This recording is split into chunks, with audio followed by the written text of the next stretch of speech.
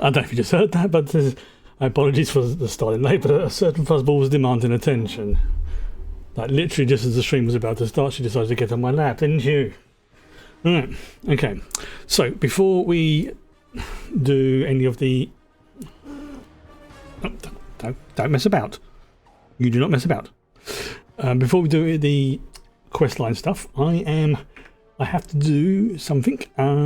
First of all, let's move over here. There we go. So I'm out of the way of all of this.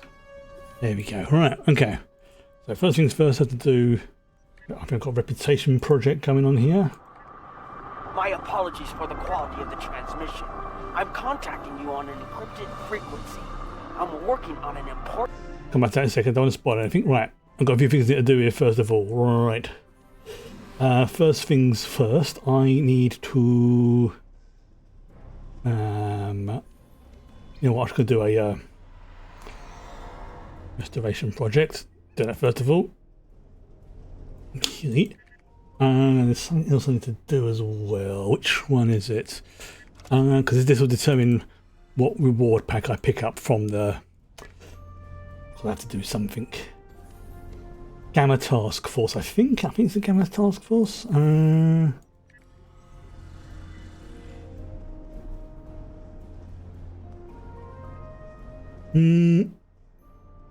I did that at some point. The other one was, I think, the Temple Defense Initiative, because they have proton weapons, I think.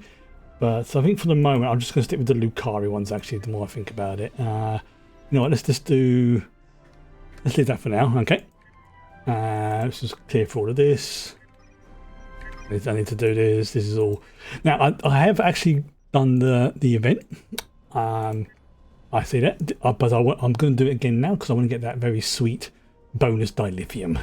Because there's like 8,000, and it goes up the more I do it. So let's go with a shattered piece. And whilst that's waiting to load, I'm just going to do some of these. Get these done. And then once that's done, I'm just going to speed through these a little bit. Just to help level them up a bit. Nothing fancy. Yep, very nice, 100% there. Sweet. The Klingon Empire Admiralty one is very good for dilithium. If you want to do that. And you know what, just... Oh, there we go. We're ready to rock and roll. That was quite quick. So I have made some slight changes and modifications to the ship. I have begun the process of adding it onto my build. But anything else I'll do off stream, really. So we're doing the Kittima event. That's what they call it.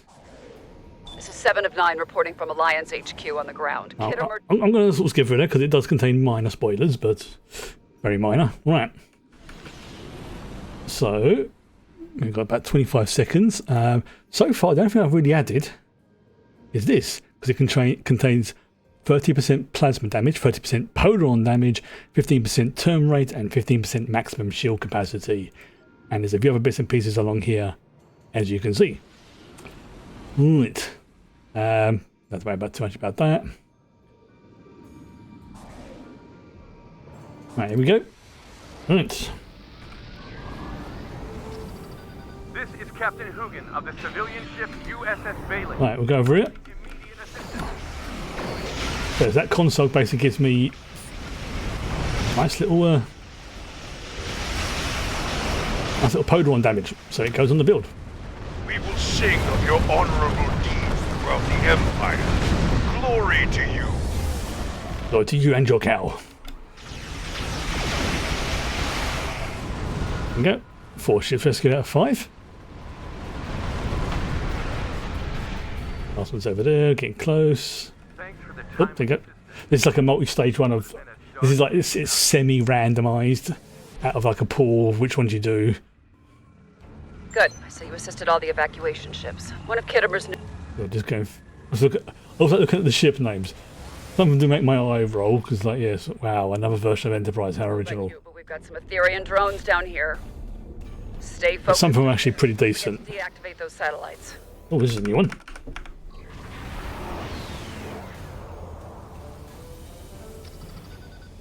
My data shows 1 satellite offline. 7 more to go. The satellite has been deactivated. Right. Just got to take out these ships. Satellite has been deactivated. Ship. 4 So satellites. notice the ship is a little bit more hardy now. A little bit tougher. Not by a huge amount, but it's it makes a difference.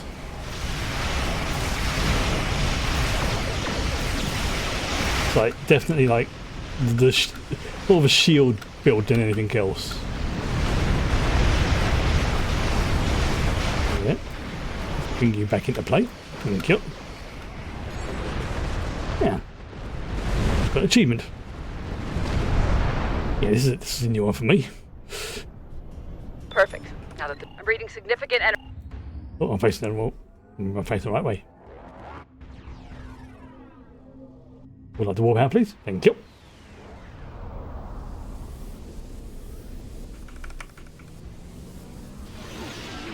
Heralds. Never a good sign. Right. We're basically going against the Iconians.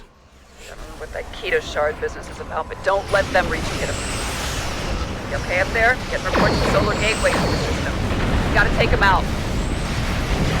There we go.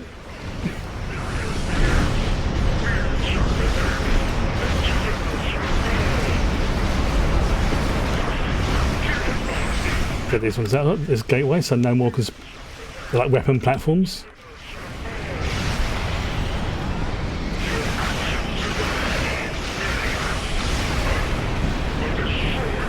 Okay, so we've got to try to make sure that none of them get to the planet. That's the goal for this this part.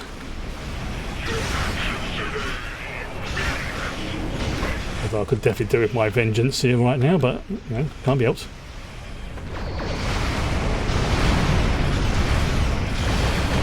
Take out that one. Take out that one.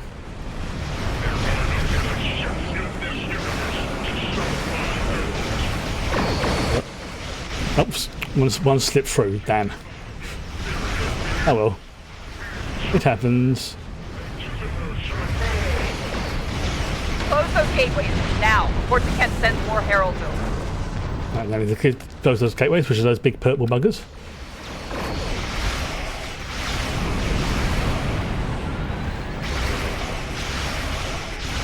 Oh, someone's there.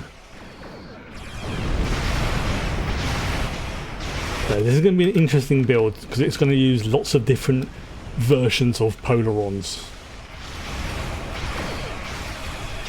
But they all sort of semi-stack together. It's going to be interesting. Or interesting for me, at least.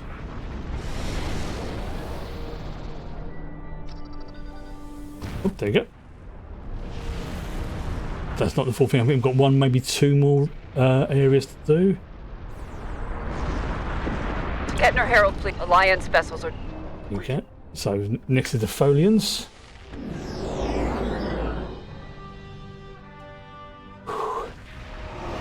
Probably now warp. Deactivate the affected ships before they warp out. Noted.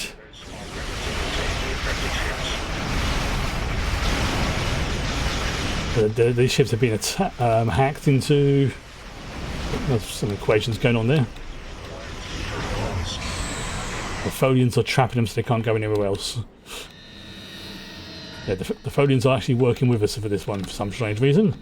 I won't say why, because it's spoilers. Also, I don't...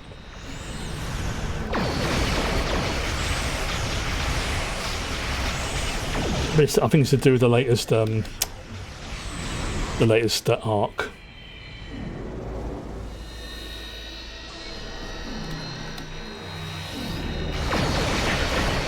Let me take this one out. Oops.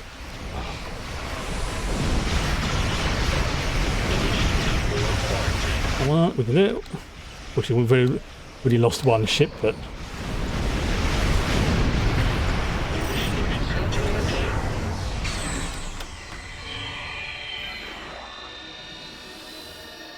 All strapped in. No, get out. Quarantine affected vessel. Can I get there? Can I get there? Yeah, yes, we've lost one ship, unfortunately.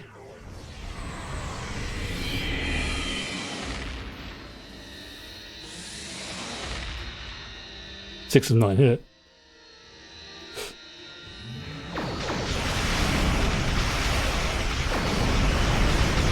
And there we go. Ooh, okay. Starships have been contained. Right. Wait, no, you work to the new coordinates. One more area to go, I think. Sounds like you and Bright Eyes situation. Kittimer itself, which I think has like Klingons, possibly more Romulans, something like that.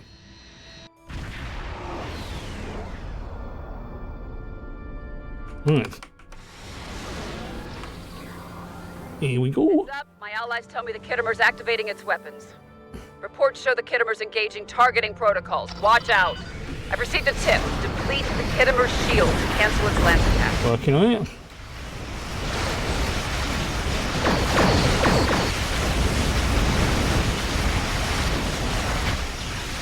Yes. But whilst this build has improved, it is not maximised yet. I'm not going to start levelling up any of the weapons until I get all the stuff I want, and then I'll start doing it that way. Coordinating attacks on a single target. Stay out of range. So I don't have to worry too much about, like replacing something I've just levelled up, sort of thing. Carrington and his allies focus on a target. It seems a bit redundant, and waste of materials. Excellent work. Everything comes in rock to deactivate. I think that's a Romulan ship imploding there. Heads up, I've told the wingmen of the Rex to join the battle. The wingmen are executing offensive maneuvers. Yep, we do that. Spin around. That is a tough ship. The Rex has been deactivated. Did it. Heads up, the sensors indicate the snare is activated. Right, let's activate some weaponry. Any way you can deal with that cloak? There, it's been deactivated. There it is. Oh, there we go. Now it's Kittimer strike force vessels left. Disarm. last one. Work. We're going to take out the radar. Gut feeling here. I wouldn't let the snare go into full force. Come on. I'm getting quite a few crits, which is good. Any way you can deal with that cloak?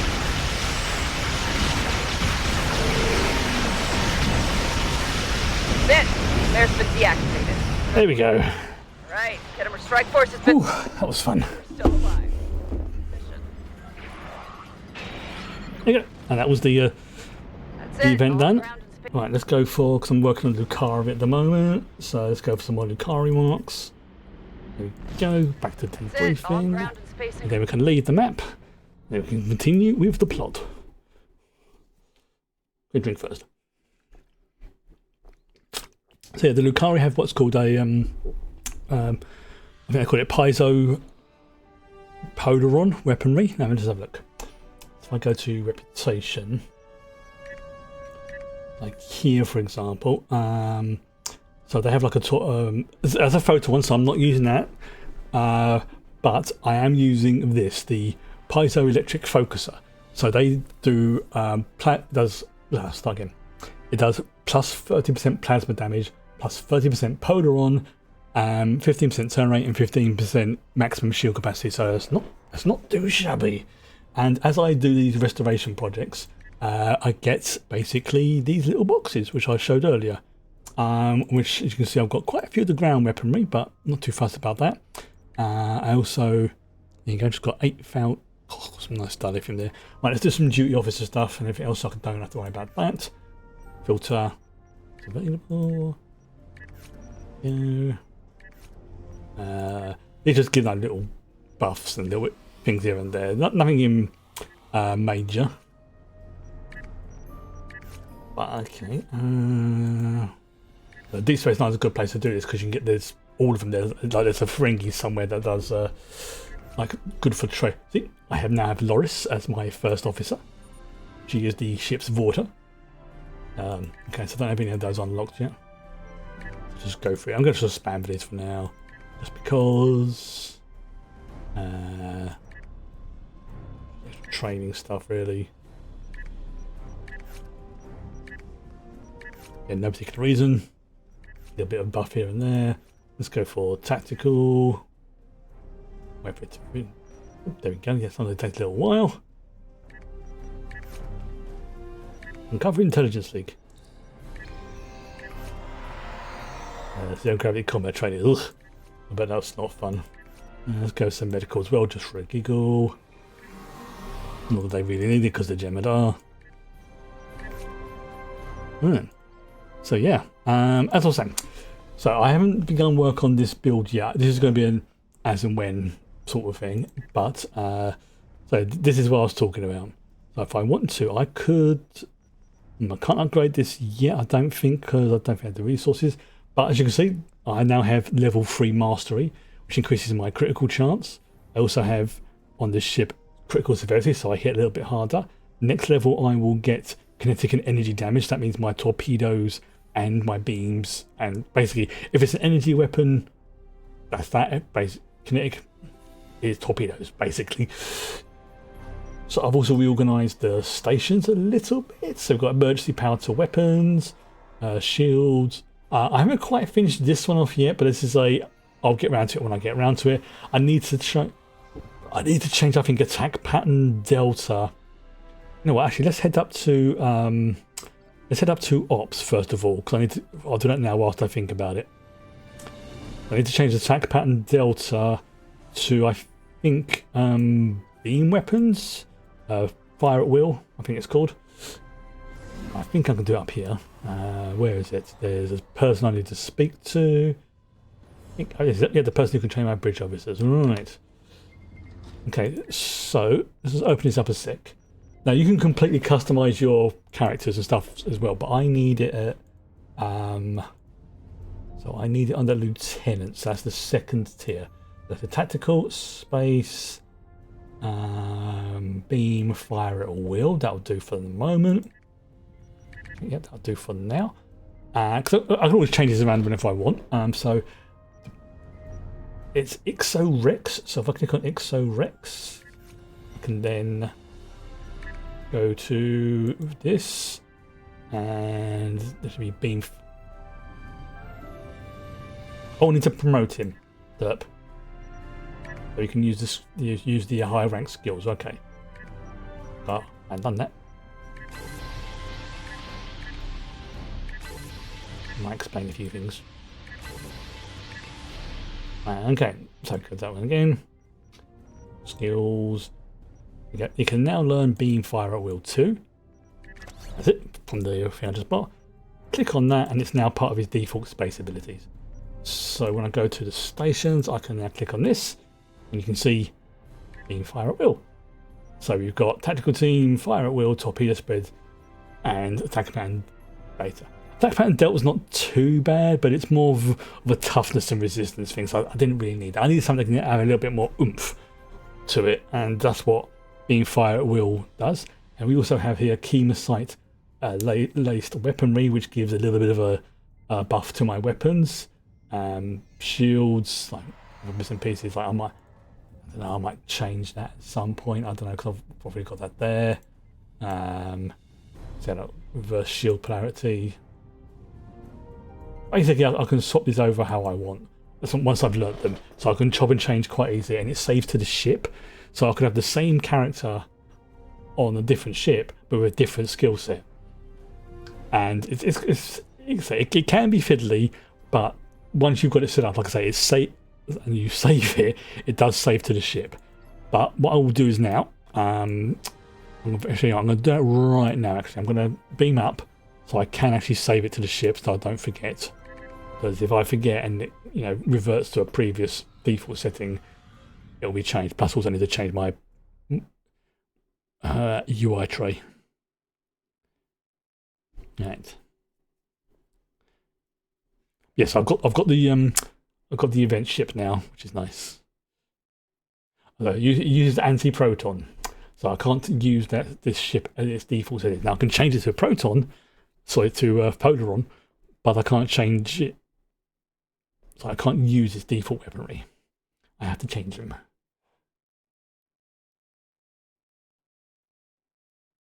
Come on.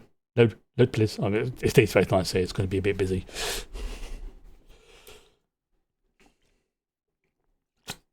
Right. A bit of fluff. Come on then. Come on, load please. It's slow today. I don't mind. Let's go slow again. No, not. Let's check something. What's the stats? Okay. Oh, I've got a few skip frames, so that could be the issue. Right. So first things first. Let's get rid of that, and then just do the save. So that's all. Oh, now I need to move beam fire at will into the tray. Where is it? Where you gone? Beams, fire at will. Which one's will? I'm not sorry. Right. Okay. So now let's go to the episode. Let's hail and begin the mission. My apologies for the quality of the transmission. I'm contacting you on an encrypted frequency. I'm working on an important covert mission, and I could use your assistance. I can't go into the details over comms, but you should know, if we pull this off, it could change the course of the Hurt conflict in our favor. Meet with me on Deep Space Nine to go over the details. Come along. I've been asked to keep the details of the mission on a need-to-know basis, and right now, only you and I need to know. Right. So I put, there's a Podon 4 to a rifle there. I might go for that. So what's that? 108 DPS.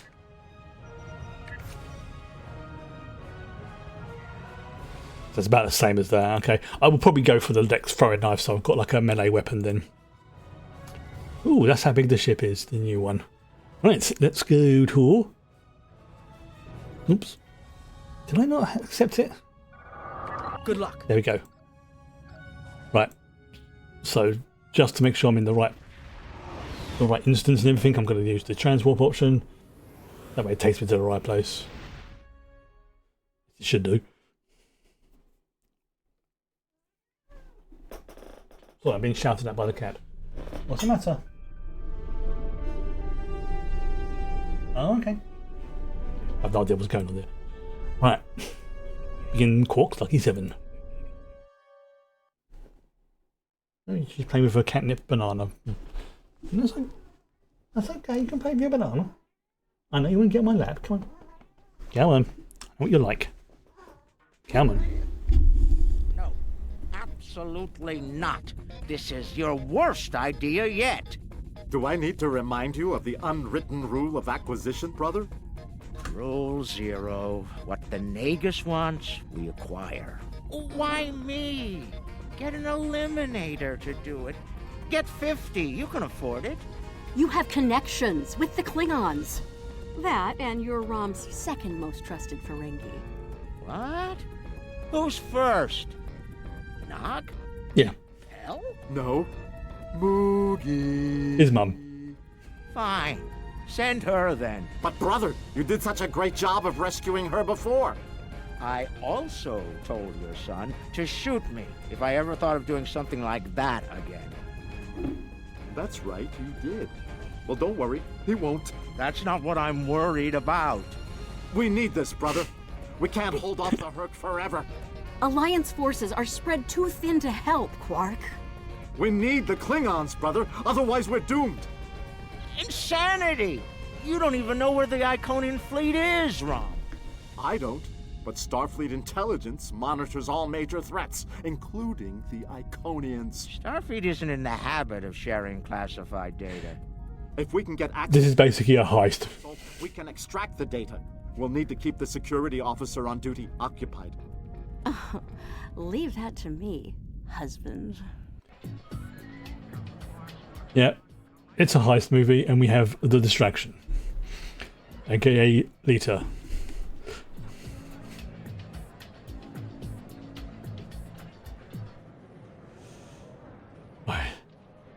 All right, Lita. The security officer on duty is a creature of habit. Comes in on her break every day without fail. Your job is to keep her occupied so Rom can get what we need from the security console. Do what you need to do. Smile, laugh at her jokes, whatever it takes. Put those feminine wiles of yours to good use. I'm sorry, feminine wiles. Really, Quark? I'm not here to seduce your customers. You and I both know there's more than one way to work a mark. Whatever you say. Just don't. So this is basically the Deep Space Nine equivalent of Ocean's 11. You worry too much, Quark. I got this. We're now playing as... Woo! It's your lucky day, officer. You're the 10 millionth customer here at Quarks. Congratulations! 10 million customers. You just won a free drink and a free spin at the Davo table. Quark, why don't you pour the lucky winner a drink? What'll it be, Constable? Oh, thanks. I'll take a nice Dractigino. I'm on duty. I can't stay too long, but I suppose I have enough time for a spin at the table. Lead the way. Get a drink. Quark, will you turn that hollow me off, please? It's creeping me out. What now? This is why I like the Holo Leader. She doesn't complain as much as the original. There. Happy? Yes, thank you, Quark. The free drink will get her to relax. Right. And then some Dabo to keep her busy. Right, so we have to play some Dabo. I mean, it doesn't look at all suspicious, does it? One loss to remove suspicion.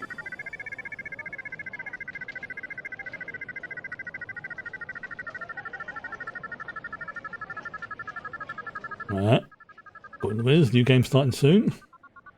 So, yeah, all a distraction.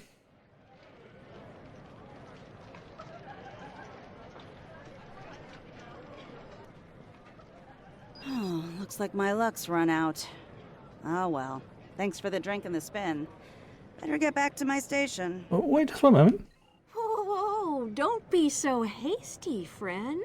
The law of averages is on your side here. Trust me. Have another spin. Lita is, like I say, she's a lot smarter than people give her credit for. Okay, you've convinced me. One more spin. Why not? There you go, now we can run a rigged Dabo game. And then a victory to reel her in. Yeah. If she won on the first one, that'd be very suspicious. Dabo! Nicely done. Those winnings are coming out of your cut, though. Oh, see the Klingon in the background playing the accordion. Good. The guard's distracted. Time to go to work. I mean, people know you as the Nagus dude. Door panel should be child's play. Right, now remember right, this has a puzzle on it which you can brute force it, but if you can get it first time, there's an achievement. This is the most secret maintenance panel. Chief O'Brien needed me to fix it once. Right.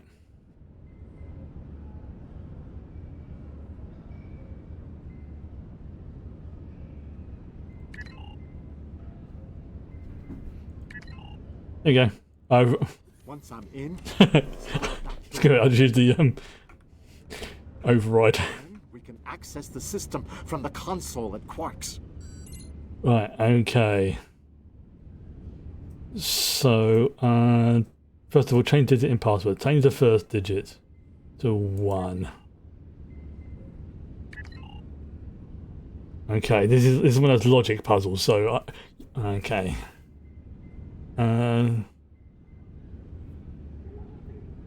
Okay, so there's a 1 somewhere within it, okay. So, let's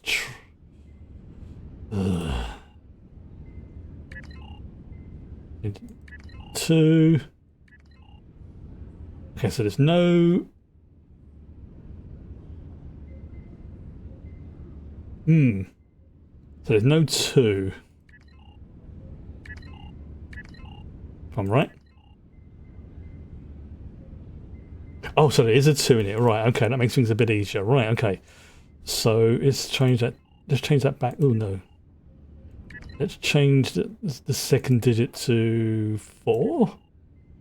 And then the to 2. Okay, so I don't think there's any 4. Let's change the second digit to 5. Okay, great, I was going to brute force it. There we go. She's heading back, Rom. Get out of there! 1122. Oops. Relock the door. La la la la la la.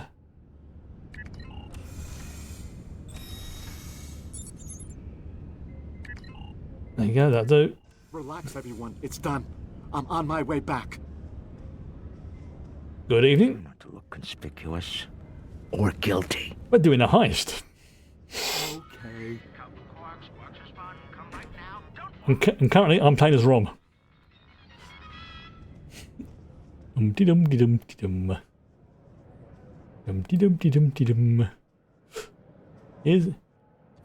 Yeah, I like that they added in the, you know, if you don't get it like within a few tries, you can brute force it, which is good. But if you do get it right, properly, first time sort of thing, then you basically get an achievement. So I think that's a good way of doing it. It doesn't like hold up the story. It's like you can always replay it once you've found a solution, stuff like that. I like it when games do that. Come on! Can't believe you pulled that off. Being the Nagus hasn't made you go soft between the lobes. Let's figure this out before security gets wise. Use the console behind the bar and find out what you can about the Iconians. Oh, and while you're at it, look for any other useful information in there, too. Some of it could be valuable, you know. Relax, brother. I'll have these files cracked in no time. Starfleet. And they got the original voice actors to do it as well. It's like, no, you're being naughty now. I'm not having you keep getting on my lap off every 5 minutes. That's not going to happen. Bad habit of doing that, getting on my lap, then 5 minutes later getting off, then getting back on and getting back on. It's like, yeah, it's like on off type thing. No, I'm not going to start talking to Morn because you know what he's like. Right. Org. Intelligence Officer's Log, Stardate 87961.3. Intermittent Borg activity in the quadrant. We've been able to track a Unimatrix vessel, and our countermeasures are keeping its fleet at bay. The recent escalation of the Herc conflict is straining the number of resources available for Borg surveillance. Okay. Intelligence Officer's Log, Stardate 87983. I'm going to go through these as much as... Breen forces continue to harass the Deferi, though hostilities have not intensified as of late. The Breen have made no overtures toward the Dominion since their recent return to the Alpha Quadrant. Breen. The honeymoon might be over at last. Intelligence Officer's Log, Stardate 88... Oh yes, it's going to be the Fakiri and the Herc. A large Fakiri fleet has been spotted in transit to the Gamma Quadrant.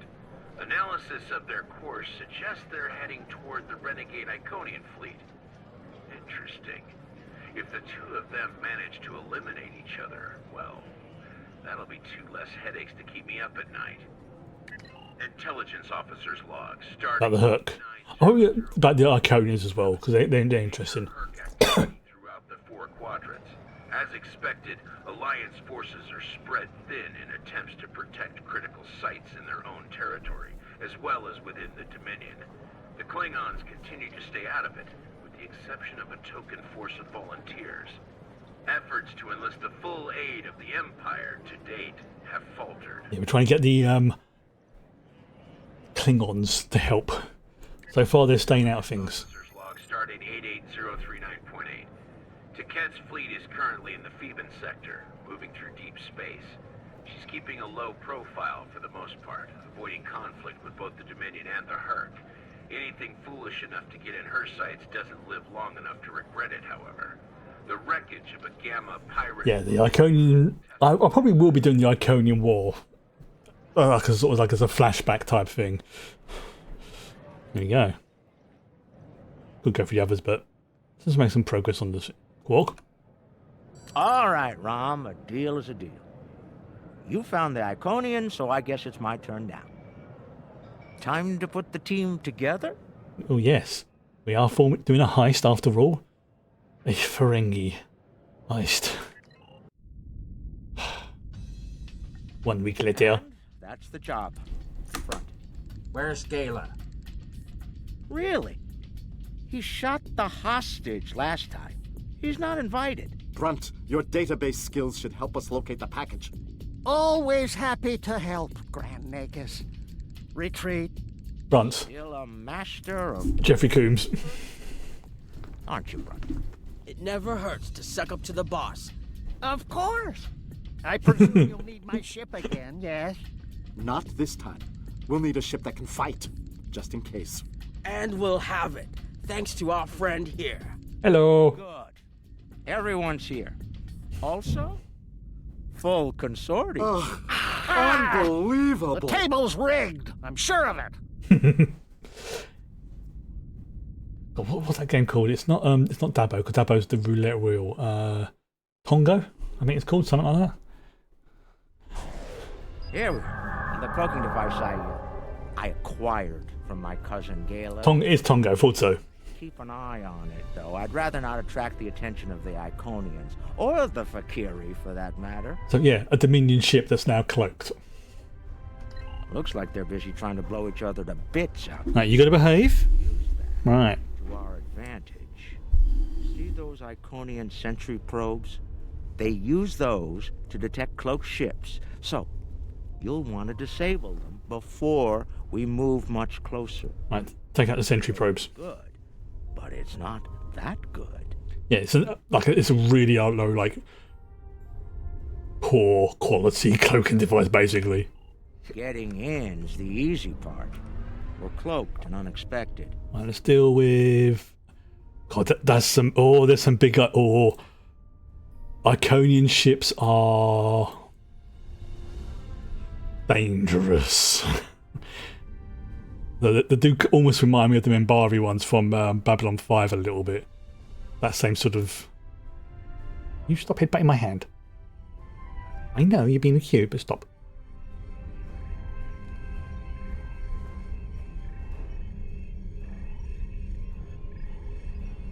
Right, that's a lovely screenshot right there. Right, be careful. Because whilst you can go to like impulse whilst cloaked, it's the less Vomp carriers and the dreadnoughts at least. Yeah, I think I have got the dreadnought on my my main cat. I know I've got one of the Iconian ships, but I can't remember which one. It's one of the big ones, and I think it's the Vomp. Or it might be the dreadnought. It's one of those two.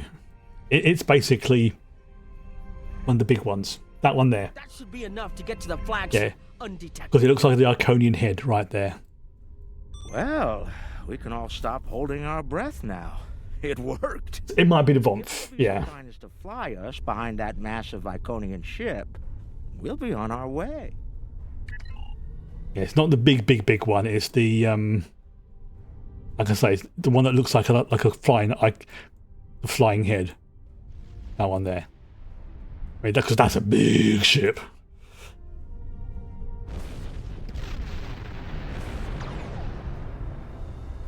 It's definitely not that big. Yeah, the other is the dreadnought. Yeah, I'm pretty sure it's not. Because I know you can get them, but I've got to. Yeah, it's. I'll find out afterwards. So we have to. Just take it nice and easy. We have to approach the dreadnought, the flagship. Oh, that's why it's the big one, because it's the flagship. So yeah, we're going to have to dock with the flagship from the rear. Make of that statement what you will.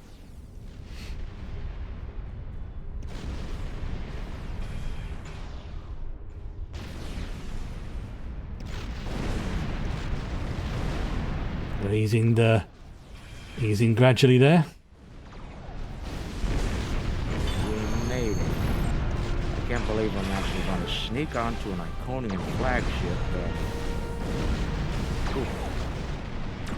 Keep the engine running, okay? I have a feeling we're going to need to get out of here in a hurry. Oh, your shuttle is prepped. Good luck.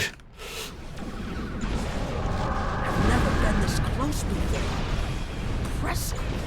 Terrifying is more like it. This is insane. Yeah. Yeah, the Iconians are... Well, they were like one of the first borns. To use B5 as a reference, they are kind of like the equivalent of the Vorlons. Engineer. Buy it for Von Vista called as a battleship. Okay. Up to you to disable the security systems, son. I'm gonna double check at the end of the stream which one I've got, because otherwise it's gonna just make my brain itch. Yeah, all ferengi. I won't let you down, Father. Evade. Ferengi. First, Nog. We need to lower the local security so Brunt and Leck can do their jobs. Right. No problem. I memorized the schematics for this vessel on the way here. There are engineering consoles we can use for that nearby. Follow me. Right. So we have just basic phaser stuff. Head left here, Nog. Yes, I know. Thank you, Quark. I am fully aware. I can read the map.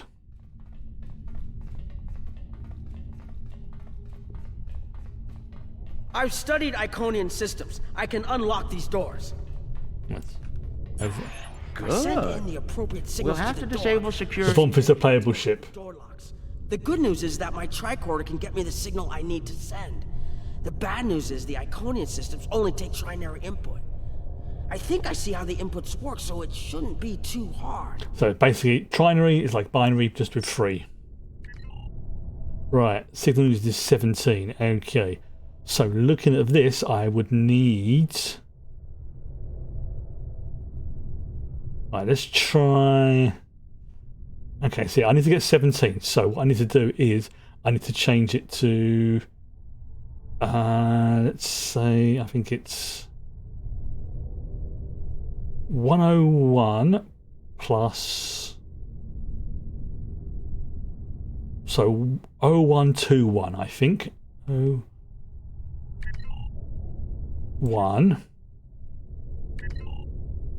2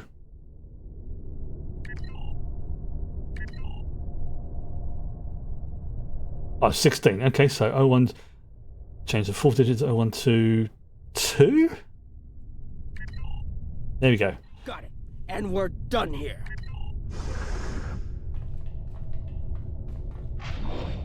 Oh god. So yeah, the Iconians are, well, basically very, very powerful. Heralds! Don't worry, I can handle them. They were like they were not the first race to arise in the galaxy, but they are the children, for want of a better term, of the first race. Because the first one, like,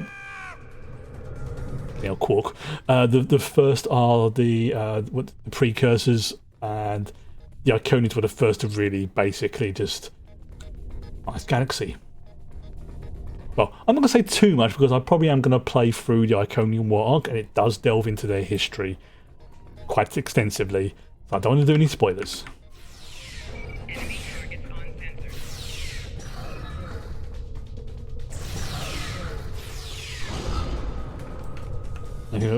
Because this is not my usual build, I have to be a bit more careful here. Hold on, Uncle. Something's coming. Ah, one of the heralds.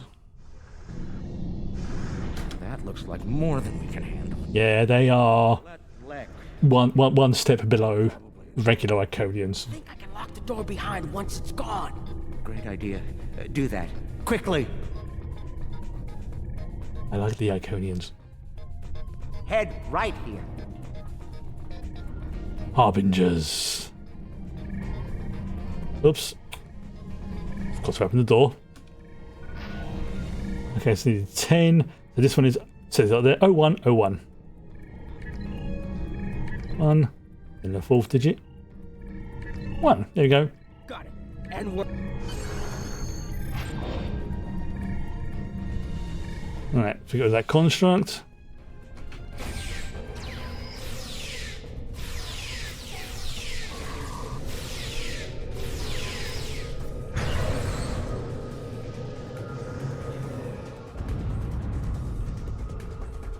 I have to be a bit more careful than normal, because like I say, this is not my Jem'Hadar build because of the nature of the quest. Thrall. We've made it. This is main engineering.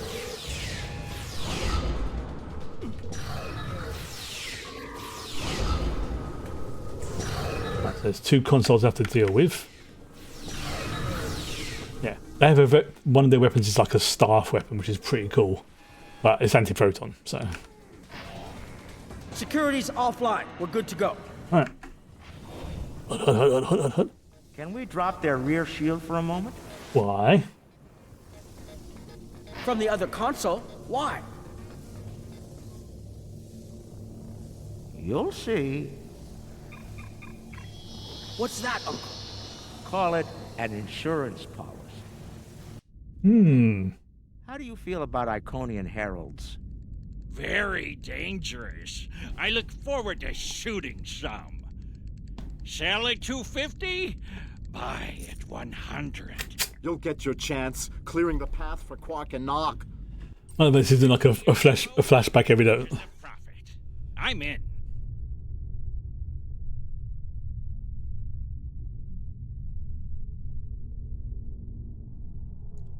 Lek, front, you're on. So now I'm playing as Lek. Let's go with this actually, because it's a FCA. I'm on my way.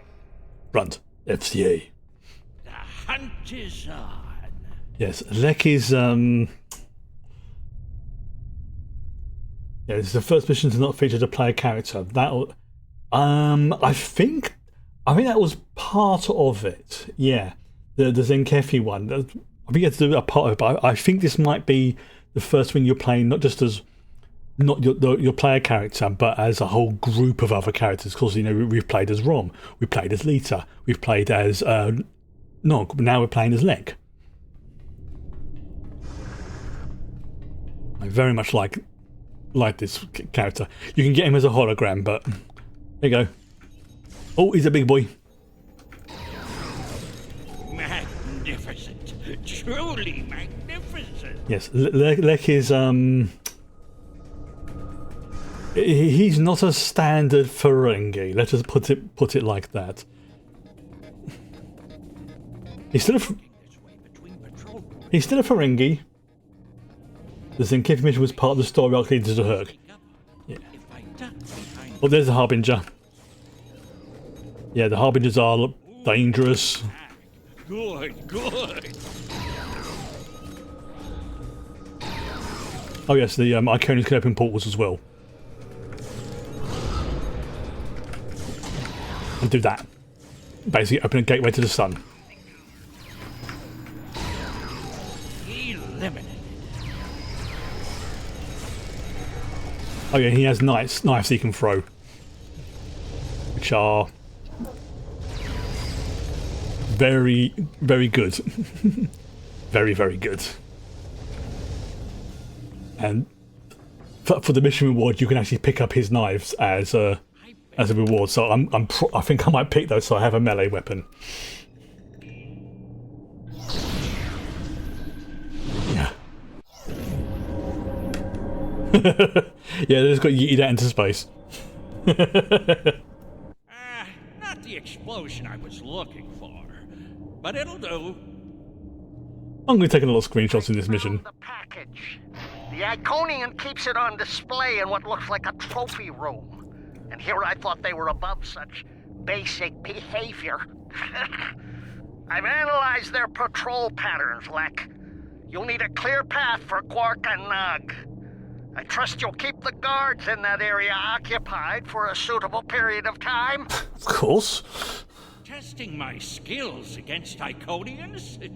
This is worth more than Latinum to me. You know what I mean? Not a standard Ferengi. Bunched front. I'll clear the path for the others by any means necessary. Like, I mean, obviously he still values profit and everything else, but yeah, like I say, not standard. Here he is just walking down there in the middle of a corridor in a chuffing Iconian. And off to assassinate the Harbinger of Taket. And Taket is a very, important Iconian. More enemies to the left. And another console. Very important. She's almost like the Supreme Commander or Grand Admiral of the Iconian fleet, basically. What? Still no explosion? Ugh, ridiculous. See, he wants the explosions. He wants a big boom. Don't worry, Lek. You get an explosion. It's all good. Sneaky, sneaky, sneaky. Some noise. The big one will come to investigate.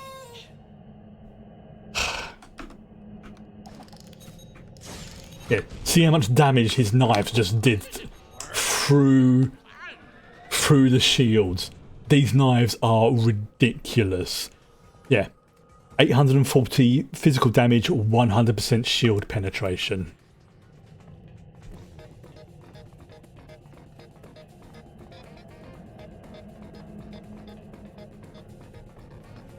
Yeah, his knives are good.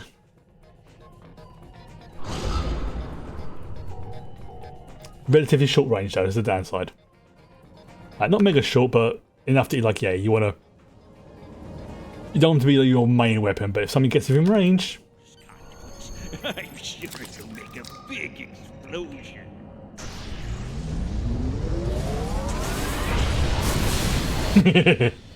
Yeah, he just vaporized some... Doesn't anything blow up around here? Order of acquisition number 34. Right, so I need to go to basically the south. Some nearby patrols. I'll see if I can cause a distraction. Hold on. Right, so I'm going to have to go this way, and then Iconian ships, even though this is the flagship, Iconian ships generally internally are... Enemy targets on sensor. Oh, I can't go that way, can't go that way. Right, okay. So let's go this way. Alright, fair enough. Fair enough. It's like a plasma leak or something.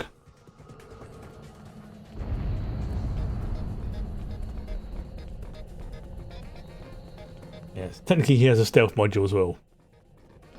Yep, there's the fighter over there.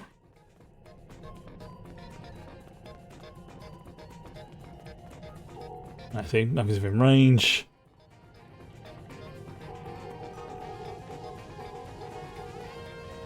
Yeah, see, pretty short range.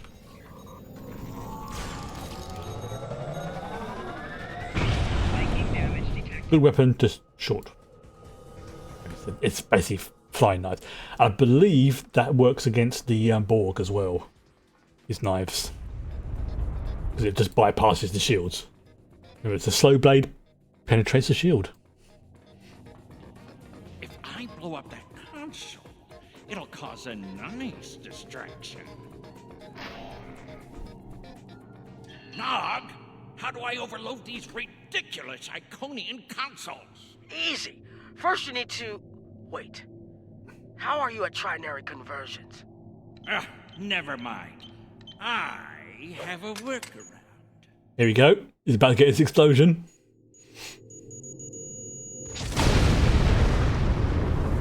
I freaking love that scene.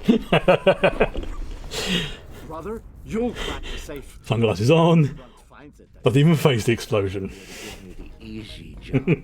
I love that scene. At that point, Lek will have eliminated their guards. We're talking about Iconians here, Ron. I'll be with you, Uncle. You'll be fine. He got his explosion. I feel so much better now.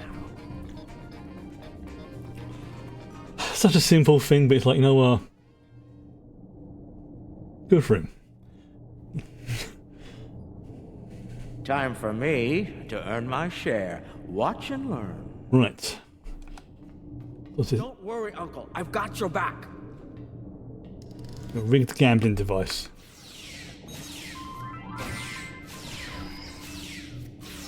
So now we're playing as Quark. Of course, Quark has a gambling device.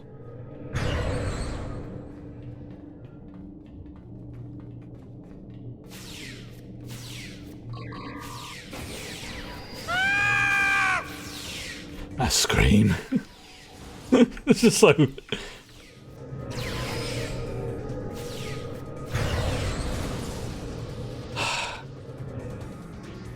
Right, so we have to find the trophy. Now the trophy room has got some interesting things in there. I will have a good explore there because there's some interesting bits and pieces in there. Let's just put it like that. You were supposed to shoot me if I got pulled into another one of these. I thought you meant rescue operations. I can shoot you later if you like. No, it just wouldn't be the same. Right, so I have to go a bit further this way. I think there's a doorway down here. Hud, hud, hud, hud, hud, hud, hud, hud. There's a door.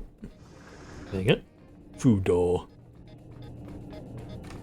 Up.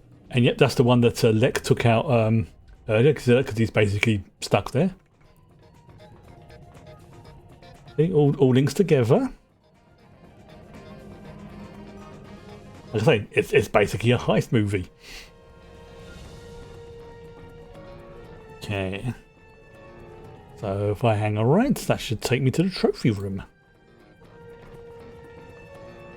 Oops, got little shits there. Let's get rid of them.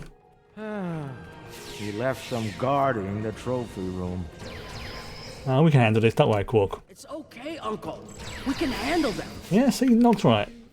Isn't he your nephew?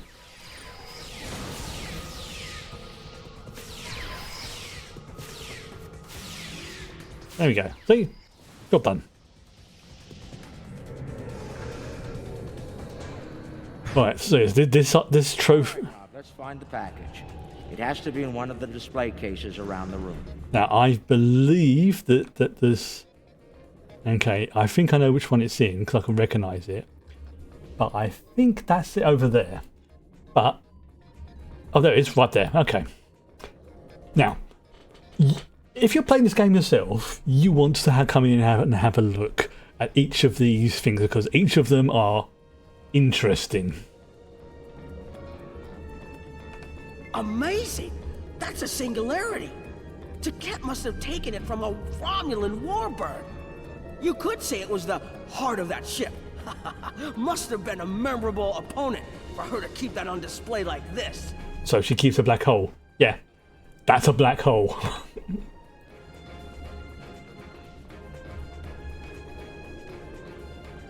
Is that part of an Iconium? Why would Taket keep a severed body part? That's insane. Taket lost her arm when she fought Kahless during the war. She's keeping it as a trophy or maybe a reminder of one of her few failures. I knew she was intense, but this is pretty ridiculous. Yeah, Taket, like I say, is very intense, but she's a great character. That's a lot of latinum. Impressive.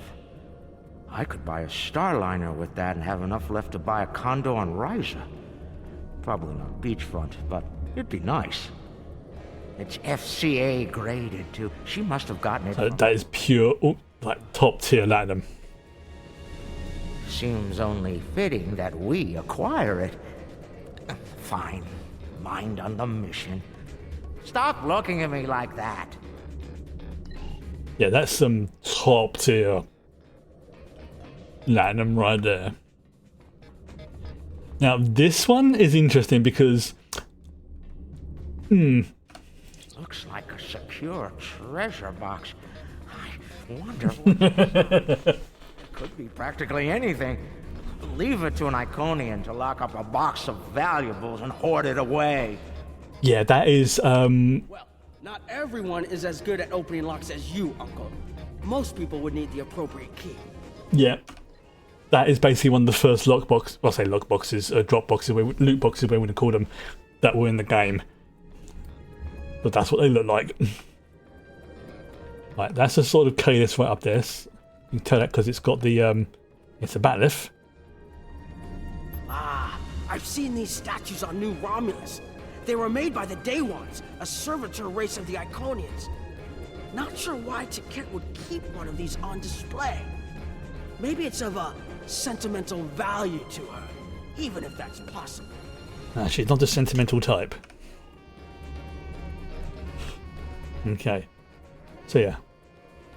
As you can see, That's the sword of Kalis of the first battleth. Seeing these reminds me of the Dominion War. A lot of those were sent back home to loved ones. Starfleet, the Klingons, the Romulans, they all have their different rituals. Even the enemy cared for their dead. And they say you don't have a heart, Uncle. Oh, they're right. It's too bad we don't have enough time to steal these and sell them back to the people who want them. 34th rule of acquisition, Nog. War is good business. Is good for business. And the 35th rule is peace is good for business. Right. So just so you can see what it is, that's basic. It's just like a little, you can call it like a little statue type thing. That's a bottle of prune juice. I'd recognize that anywhere. Prune juice. Constantly demanded I have a bottle on hand at the bar. A warrior's drink, he called it. More like a torture drink. I tried some once. Let's just say that it was not a pleasant digestive experience. And that's exactly why Worf calls it a warrior's drink. It does. It's prune juice. It does exactly what you think it does.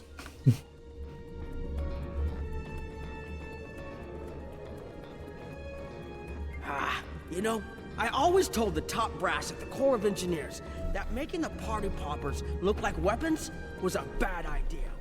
Any officer who uses one of those instead of a real weapon is in for a bad day. I suspect that's how Taket got her hand on one of these balloons. Shame. Yeah. Looks like a baseball bat and ball. Uncle, that looks like Captain Sisko's baseball. You don't think it's his, do you? I thought Jake took it with him. Could be. Do you remember when Sisko made us play baseball against the Vulcans? Mom wouldn't stop talking about it for weeks. Put a bunch of money into that new Interstellar League, too. Still can't believe he bought a professional team. The Ferengi Liquidators. Terrible. Got beat by the Cation Claws by a score of 18-4, and they were cheating. Yeah. This is probably my favourite one out of all of these. That might be a bit difficult to see. Let's see if I can get the angle of it right. But that is quite important. Especially for those of you who have an interest in astronomy like I do. Interesting. I read about these at the Academy. Something called NASA sent them out on crewed space probes centuries ago to initiate first contact with alien life. I believe this contains audio files, animal sounds, music, language samples. My Earth history instructor would love to get her hands on this. We should, acquire it if we have the time. Mind on the mission, Nog. Now, if I remember correctly, there was only 2 of these sent out on both of the Voyager probes. That I think they were both very, very similar. There might have been minor differences. This is one of them.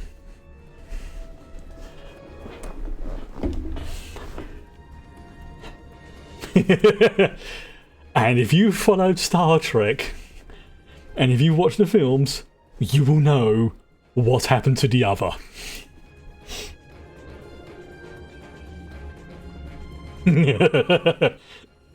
I say no more.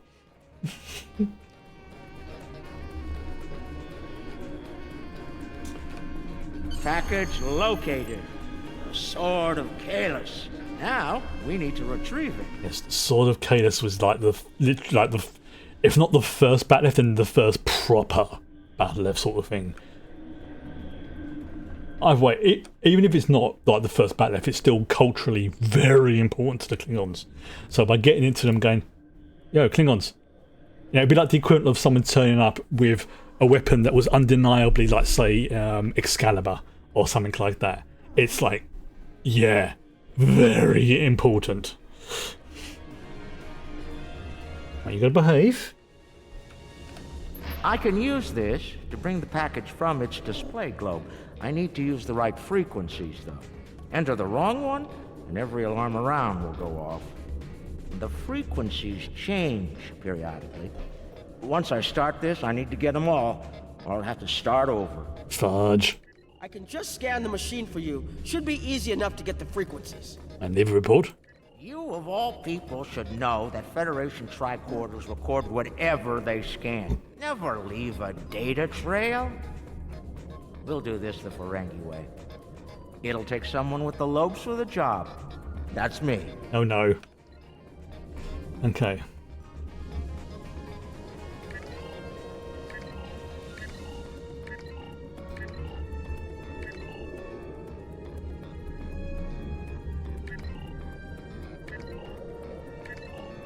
There you go. Right, 35.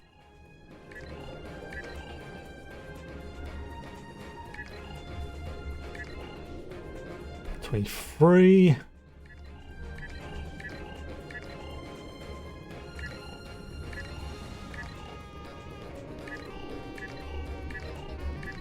There you go.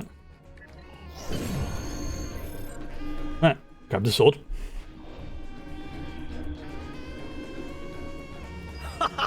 Nicely done, Uncle!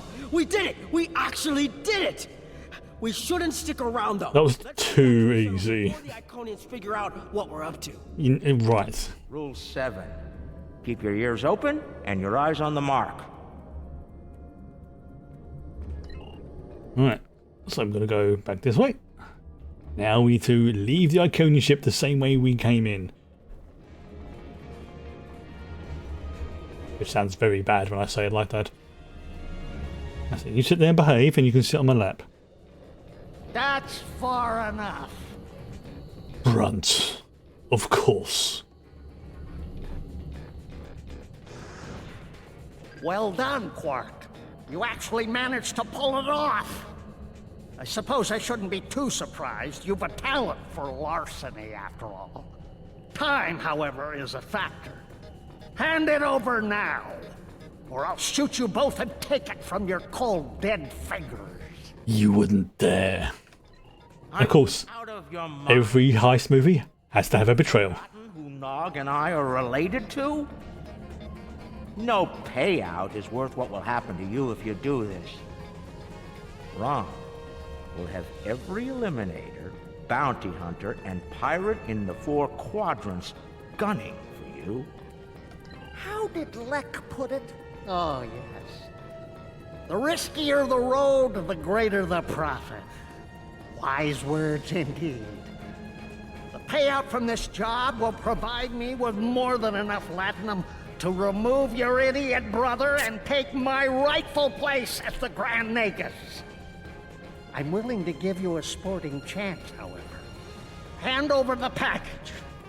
You might be able to flee before that very angry Iconian arrives.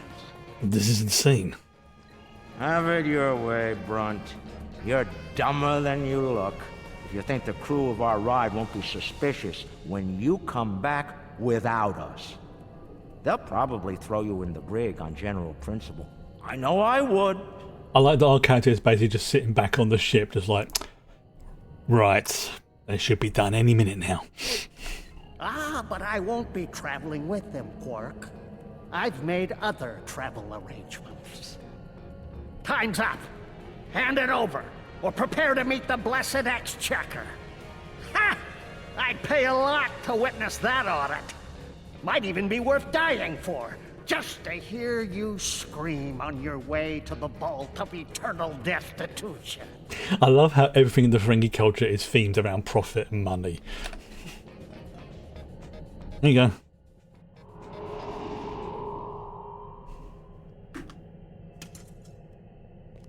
Goodbye, Quark. At last, goodbye! There's Ticket. Yeah. Nog! Now!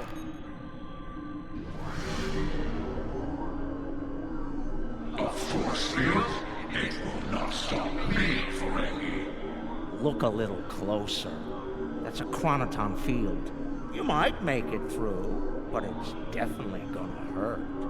A lot.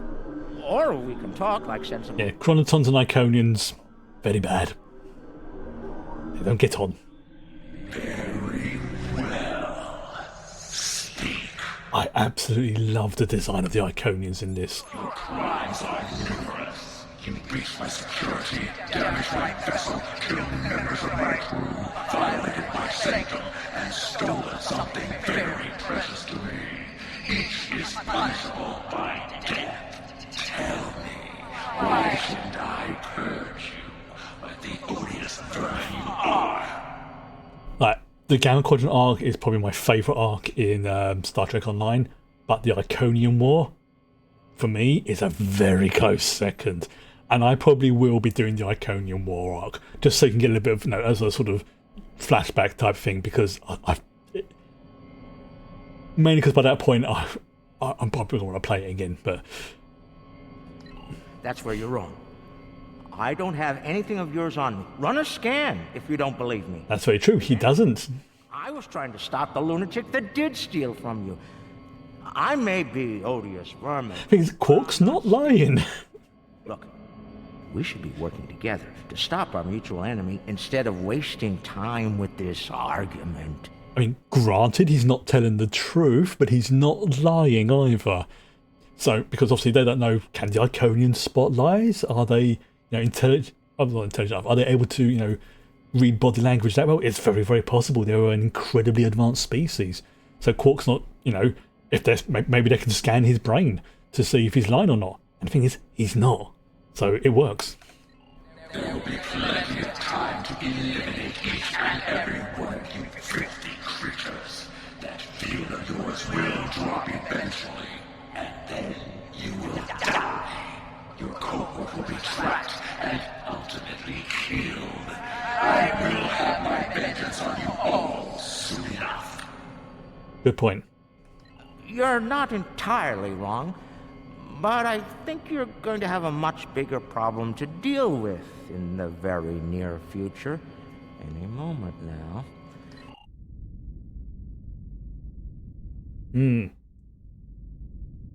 This is where I come in. Remember this? A little something we picked up on... Oh, look! One of the Herc beacons. Beam it to our location when we give you the signal. Huh? What's that, Uncle? Call it an insurance policy. Yep. You might make it through, but it's definitely gonna hurt. A lot. Or we can talk like sensible intelligence. Of course, there's a flashback as well. Every good heist has to have a good flashback as well. Explain yourself. Speak while you still can, ferengi. Oh, that? They're called Herc. Maybe you've heard of them. Real nasty dispositions. Eat everything they come across, and now they've come across your fleet. You Iconians are tough, but you're not invincible.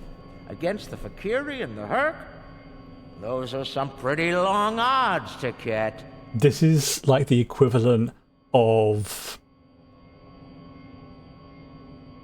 in 40k terms, this would be the equivalent of like going up to like the Dark Eldar and basically going, oh yeah, by the way, yeah, we've just sent a beacon to summon the Tyranids. They're going to be here any second now.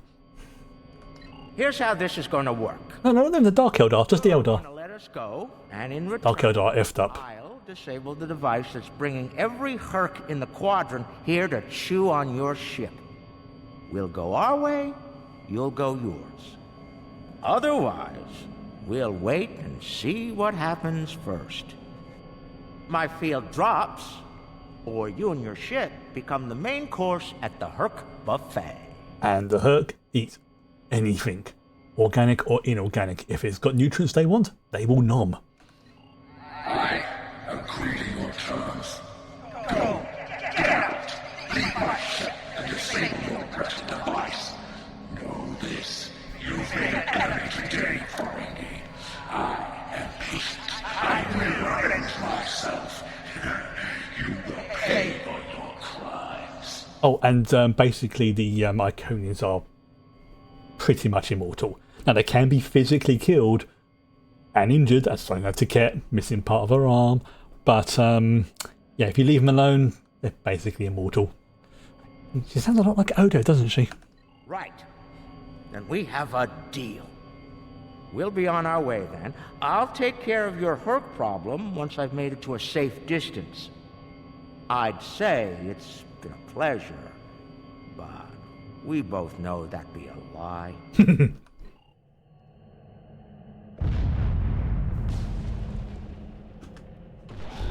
Run!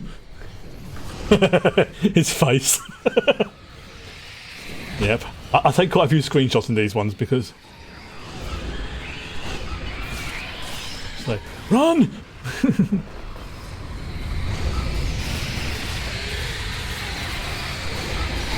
Yeah, Cat and Jack running.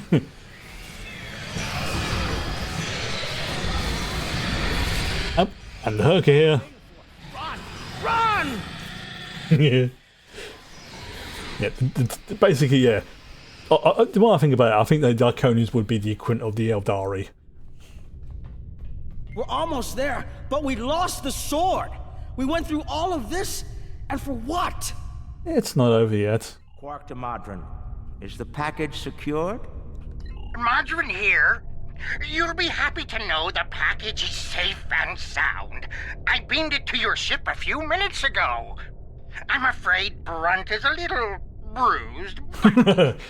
Yeah, Brunt fell down some stairs. And Quark, be sure to let the Nagus know I held up my end of the bargain, won't you? Oh, of course, Madron, of course. I'll be sure to let him know, Modron. Quark out. Always have a backup plan, Nog. Especially when dealing with snakes like Brunt. Let's go. Yeah, let's say if Brunt's involved, it's pretty obvious at some point he's going to try and betray you. Brunt is the Starscream to anyone in the Ferengi Alliance. And look, the shuttle's right where we left it. Things are looking up for a change. Let's get out of here before Tket changes her mind. Yeah. So yeah, Brunt's efficient, but he's also quite sneaky. And also, you know he's going to attempt to betray you, so you have to factor that into your plans when working with him.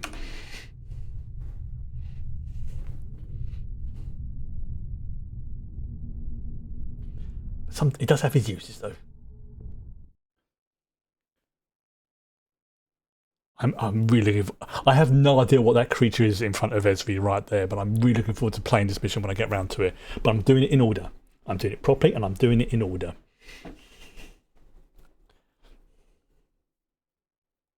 Because, you know... Have you played it?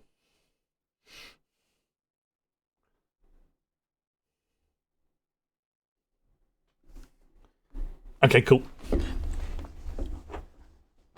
Yeah. Yeah, Ezri was one of those characters that when I had zero problems with Jadzia, zero problems. But Ezri just resonated with me. Very cranky Iconian looking for an excuse to kill us all. Rather not give one more. Thankfully, they'll be busy dealing with the hurt. Garrick's little toy works like a charm. Agreed. We've got a problem. The cloaking device is acting up. If it goes down, every ship in the system will know we're here. I mean, we're literally right behind one of them, so... Oh, understood. Yeah, I mean, we are... Well, there's a surprise. The cloak's gone offline. This is what I get for buying. Yeah, cloaks are very temperamental. Alright, survive. I'll be running it again. I just need a couple minutes. Alright. Oh, I don't have my wingmen. Oh, here they are.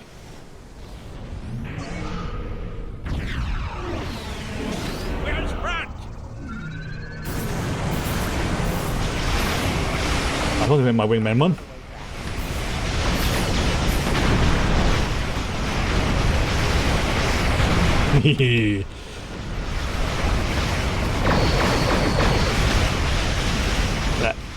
Boom.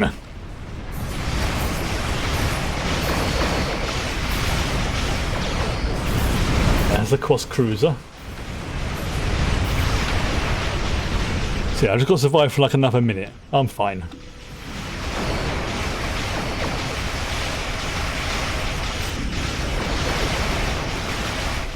Just one more minute. Keep us safe. I'm working on it. I'm just blowing shit up. That's what I do. Victory is life.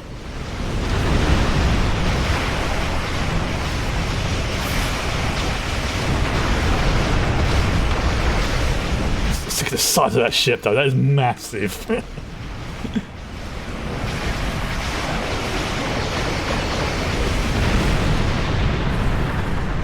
Yeah.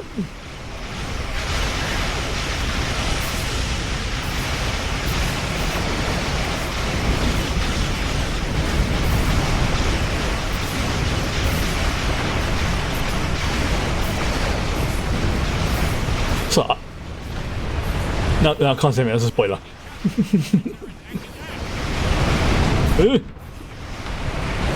Oh, shields are down. Shields are down. Yeah, if I remember right, the Iconian beam weapons are anti-proton, which are very potent.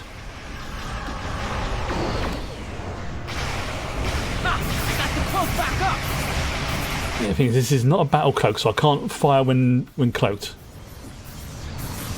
Move away from combat. Yeah, I'm trying to. Move out of range. Don't want anyone sensing our warp trail. Keep away, keep away.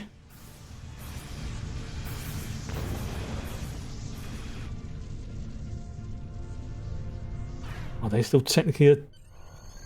Cloak's online again, and distance from the enemy. We can leave it. Yeah, it's anti-proton. Yeah, anti-proton is a good weapon system, but it's what's the word I could put it? It's I don't know about the rest of you, but I was ready to go the minute we warped into this system. It has its downside. Every system has like a positive and a downside. Quark and Nog told me you did a great job keeping them all safe. Thank you for bringing them back in one piece. The 6th rule of acquisition says, never allow family to stand in the way of opportunity. But what can I say? Family means a lot to me. What happened to Brunt? Brunt is ambitious, but predictable. See? We expected him to betray us, and we capitalized on it. Brunt made life difficult for the Nausicans who worked for Madron. That was a painful decision. Ask Dr. Bashir about that if you're interested. And Madron? Brunt made the mistake of dealing with someone more ambitious than he was. Madron came to me shortly after Brunt made him an offer, and I made Madron a counter-offer he couldn't refuse. I mean, we are the Nagus. Came up with a new rule of acquisition. It's not smart to turn down a deal with the Grand Aegis. I'm pretty sure Madron would agree. So that's the thing. Rom is actually a surprisingly good Nagus, both in terms of, you know, internally, like, basically, acknowledging that females, can contribute to a society and things like that, and also externally. So, I mean, yeah, it's not exactly what we call a traditional ferengi, but they've made a fair amount of profit, and not just Latinum profit. You know, he's very smart in that regards. There's something I'm curious about. The Herc stole the Sword of Kalis from the Klingons a long time ago, but no one seems to know why. They didn't eat it, so there must be something about it they value. And we Ferengi are all about value. Perhaps the lab's sensors and equipment can tell us more. Maybe it's made of a rare, precious metal. Very possible. Let's find out. Here we go. Right. There we go. Let's ask Dr. Bashir. Where's Bashir? Where is he? Where is Bashir? Oh, there he is. Hello, Bashir. Hello. What can I do for you? How's Brunt doing? Well, he's got a deep contusion of the auricular lobe and a possible dislocated malleus. Normally, in a Ferengi, either condition could be fatal, but it seems that whoever did this to our friend here knew exactly how to keep the damage just this side of lethal. Luckily, the patient, he'll live. Nausicans. Unluckily, There's only so much modern medicine can do to numb this type of pain. Quark and Rom don't seem too concerned, though. Oof. And they'll both pay for their crimes. Ah! Doctor? If you say so, Brunt. But the Grand Nagus has other ideas, I'm afraid. And I hear that Ferengi prison is unpleasant. To say the least. None of the Ferengi were willing to tell me what led to Brunt looking like he went 10 rounds with the Gorn heavyweight champion. Care to enlighten me? He probably did go 10 rounds with the equivalent of a Gorn heavyweight champion, but I'm sorry, Doctor, that's classified. Yes, we won't be talking about that tonight. Let's do some diagnosing. Right. First of all, multi-molecular dating. Based on the scans, that carapace was around for quite a long time before Kahless made a weapon out of it. The blade material is over 4,000 years old, where the story of Kahless is roughly only 1,600 years old. Amazing. So, the blade was made from some, like, really old material. I'm reading traces of multiple radiation types within the blade. Discounting the type that likely came from the Iconians, there are still clear traces of thermobaric and tetrionic radiation. I believe we could cross-reference Alliance and Dominion star charts and easily determine where these traces of radiation originated from. Interesting. Yes. Federation science is some good stuff. Now, this is interesting. These readings indicate that the Sword of Kahless is made out of biological material with a germanium base. I'll need germanium? to run more tests to be certain, but I believe the weapon was fashioned out of a Herc carapace. This may explain their interest in it. Your conclusions? We have a 4,000-year-old weapon made of a Herc carapace. My analysis of the radiation within the blade should allow us to narrow down its point of origin. It's very specific. Computer working on that as we speak. Let's have a look. Cross-referencing all known Alliance and Dominion star charts, and that's a lot of information. There's one system that contains all of the conditions we've isolated. Havas Kul, at the edge of Dominion star. I understand again. It's possible we've just discovered. I know some of those words. Homeworld. We should forward this information to the appropriate parties at once. This could be the breakthrough we've been looking for. Sounds impressive and valuable. Rule 21, Quark. Never place friendship above profit. Leg! Curse you. I mean, to be fair, this is like, let's say, the Sword of Kahless, so would be like, let's say, like the equivalent of someone turn up, undeniable proof it's Excalibur, and then somebody else running off with it. Unbelievable. I knew Brunt was a snake, but Lek? Guess I should have known better. The bigger the smile, the sharper the knife. And Lek's got plenty of both. Played us all for fools. He's a fool if he thinks he can steal from me. I'll have every eliminator, bounty hunter, and pirate in the 4 quadrants gunning for him. No one steals from the Grand Nagus and lives to profit from it. Oh, the Klingons are going to be pissed. Considering how angry my father is, the Klingons will be the least of Lek's problems. I haven't seen him this mad since he caught me... Well, we don't need to get into that. Go on. Despite everything that's happened, we'll hold up our end of the bargain. I'll be in touch when everything is prepared. And remember, this operation never happened. What operation? Nice wink wink. A few days later. Oh, looks like Quarks. Completely. As far as they're concerned, the sword has been stolen. You, might want to lay low for a while, though. Opportunity plus instinct equals profit. Well done. Mm-hmm. The Sword of Kahless, as promised. Once again, the House of Quark delivered. Talk will be pleased. So will I, Grilka, once the payment clears. Pleasure doing business with you. Yeah, that's Quark's ex-wife right there. Yes, because he married a Klingon for reasons. Now, watch Deep Space Nine, okay? Just say it. Just go and watch it if you haven't watched it before. Alright. So, there we go. I'm going to go with the throw knives because they're just so damn good. There we go. Researchers led by my friend Dr. Bashir have isolated several fascinating aspects of Herc biology. I need to check something in a second. I'm told this data provides insight on their native environment, specifically a metallic planetoid orbiting a pulsar within a nebula. There's one system that meets these requirements, Havas Kul in the Gamma Quadrant. I'm going there to investigate along with Captain Kira in the Defiant. Dr. Bashir will accompany us as well. His insight will be critical to the mission's success. The doctor believes we'll find what we need to end this conflict on Havas Kul. I'm just fascinated by how I reckon that. I'm willing to travel to the heart of enemy territory. Won't you join us? Yes, I will. So, obviously for this one, I will probably go with the. Let's have a look, because obviously Polaron weapons. So, let's look at this. It's if I go with that one, it is. Yes, it's a bit weaker, but it's that one. The ship's weapon. Let's look at the ship's weapon. I think it's just a standard Polaron beam array. Yeah, I mean it's got a little bit more damage because it's got crit H, and it's also got damage. Whereas the other one's a little bit more accurate, and I think it's got the same critical chance.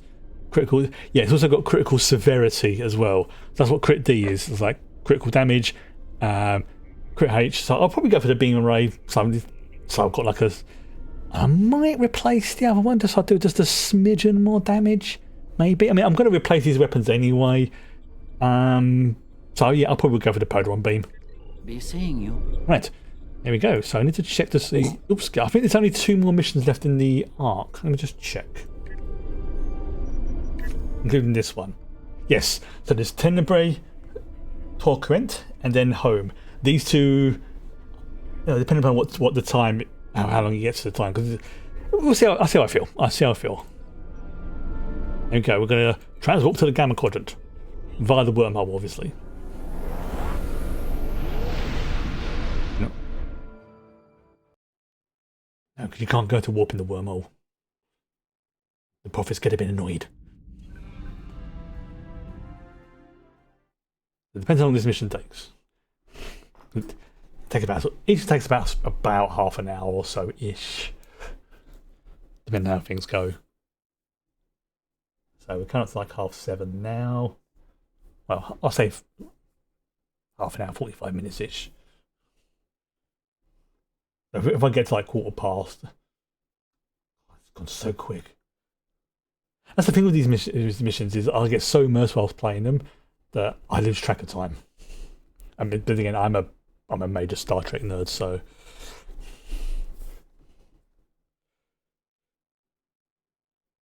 trying to think. No, I've got to be careful. I've got to be so careful what I say so I don't spoil things. I have to say, the survey reports on this system really don't do it justice. A nebula, a pulsar, dark energy, and the Herc homeworld. I haven't read any Herc ships on the sensors. Nor I. Isn't that strange? One would think they'd place a heavy guard on their home system. How peculiar. Let's use this opportunity to look around.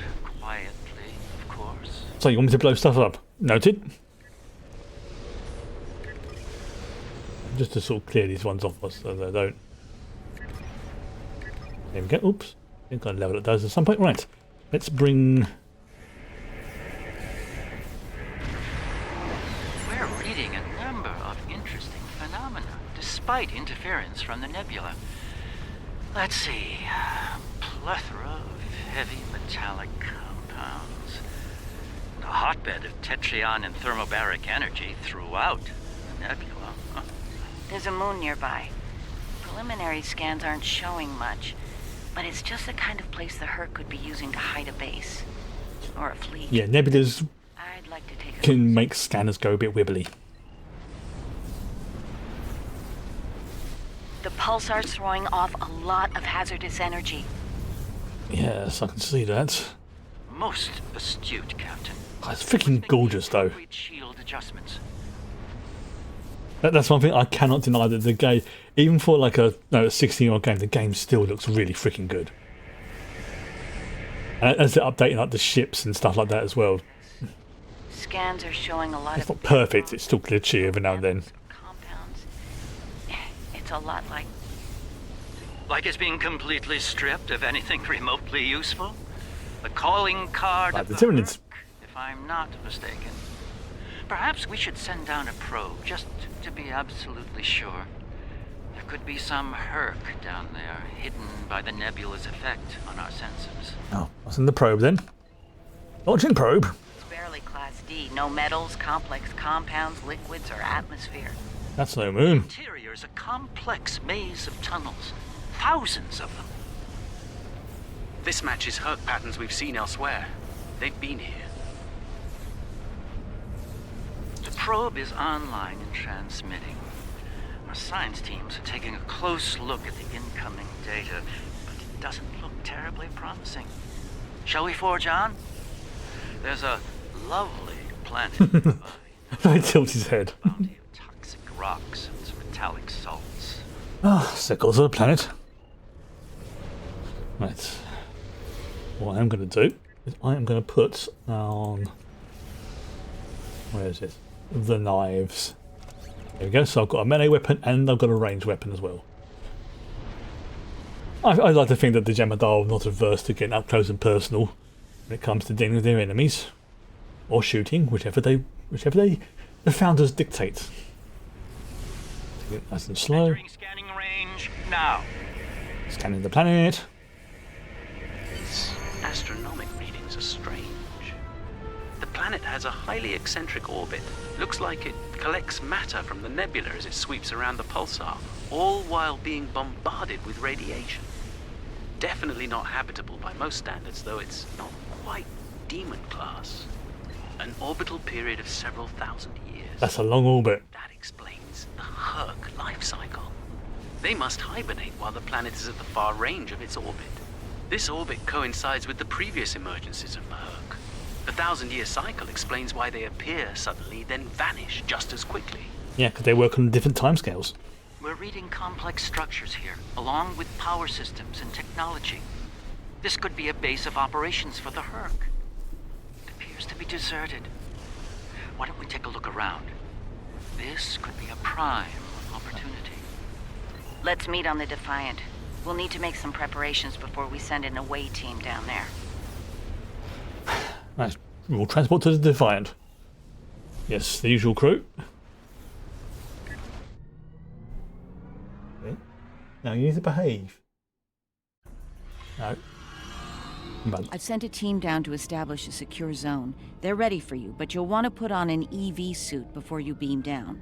Once you're suited up, we'll beam you down to the secure zone. It's just below the planet's surface in a large cavern area. Oh, I can't. Okay, I can't shroud. I don't have any. Right, everyone juice up on some Ketracel whites. There we go. We've all got. You can replace these EV suits. They are very basic, but they do the job. Right, everyone dosed up on Ketracel. Everything else, right? Here we go. Right, everyone on the transport pack. Like, fine. I'll be down first. You're half on the pad. You're gonna. Oh, you're gonna. Lucky enough, the teleport's got you. Chamber appears to be a natural cavern, but readings show unusual energy and a lot of magnetized metals and salt not far from here. Some of the caves near here have a regular structure, like they were dug out rather than naturally occurring. Maybe the herc of something like an ant hive? Question mark? Oh, and no, interesting, no, I should have a habitation area set up soon. We can replace the reducing atmosphere in this cavern. Oh, I've just remembered what happens in this mission. Keeping watch, and Weir is looking into other connected areas. We should have a perimeter field up within a few minutes. Pay attention to the names of the crew. That's all I will say.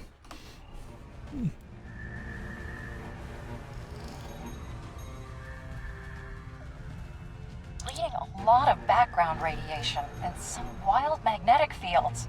It's like the pulsar and the nebula are supercharging the metallic crystal. I'm not going to say anything else, just pay attention to the names. Very different from anything we consider a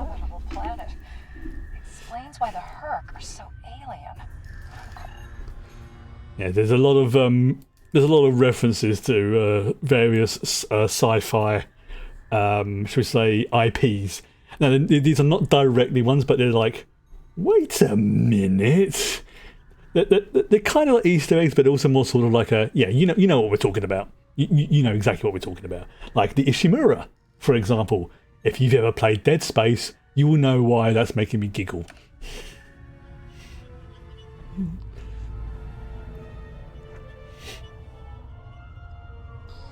Everything's in order here. Define, do you still have a lock on it? Oh yeah, one called Kane as well. Affirmative. If you need transport, there may be a slight delay due to pulsar emissions. I'm getting something odd on my tricorder.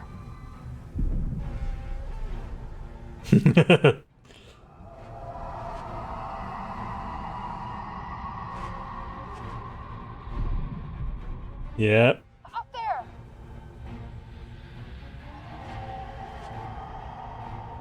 Gak's face is like, the fuck?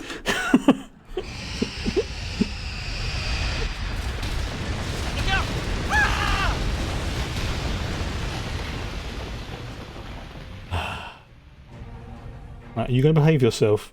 Okay, good.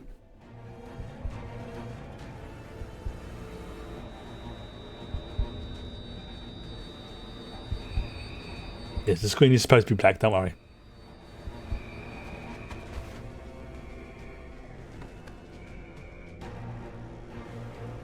It's supposed to be atmospheric, shall we say. Glad you're still with us. Barely. Whatever that was must have left you for dead. I'd get moving in case it comes back to make sure. Looks like you're in a series of tunnels that connect to a larger cavern. Garrick and Bashir are close to your position. They're moving into a large open chamber. Try to make your way to them. Okie dokie. Be careful. Some of the crystal formations down there are emitting intense amounts of energy. We can't lock onto anyone with transporters, and the others are reporting the directed energy weapons won't work. Well, it's good to equip some throwing knives, isn't it? This is Bashir. Garrick and I are alive, but we're a little lost. Yeah, I can't see shit right now. Keep moving. You should head up to another chamber. There you go. Will this work? Ah, see, that points me towards any. Creatures in a passage near your location. Stay sharp. Garrick and I are moving into a very large, oblong chamber. And here I was, hoping those cozy, cramped little tunnels would make a nice vacation spot. Yes. Looks like the door to the next chamber is locked. Garrick has claustrophobia. Because of how his dad treated him when he was younger. Those readings you're getting from that crystal node are interesting. It's generating a localized magnetic field. Manipulating that field could cause a response similar to pushing a button or flicking a switch. I wonder, do you think Herc can sense magnetic fields similar to sharks on Earth? Let's stay on point, shall we, Doctor? Yes, of course. I think you'll find a way to manipulate that magnetic field to open the door. The morphogenic crystals are probably the keys, so look for one nearby that has a similar output to the door node. Noted. Right, so I need to find something that's, Well,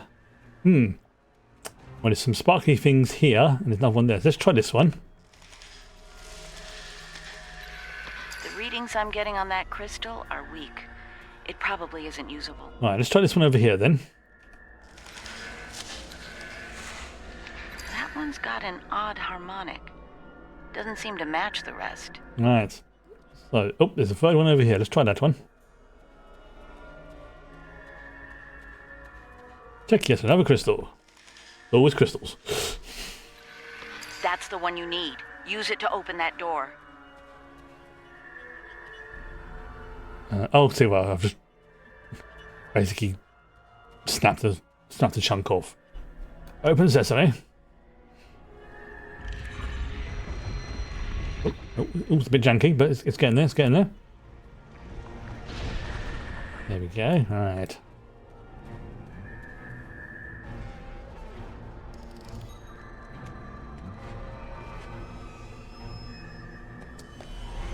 He's behind you.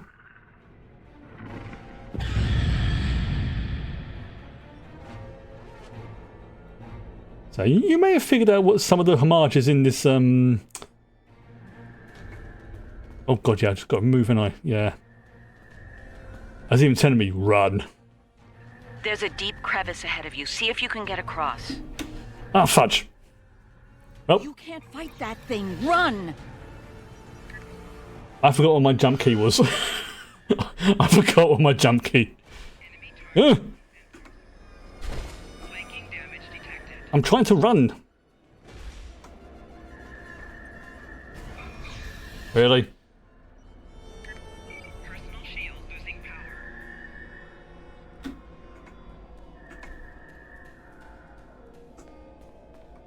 There you go, that's my jump key, right.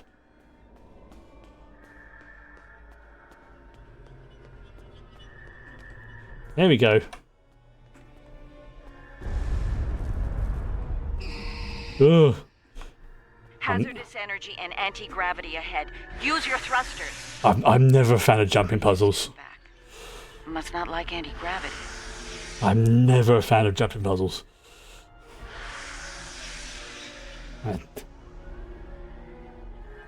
That's a maze, yeah. Oh, here we go, we're going down. Slow and steady, don't get lost. Try to head up when you can.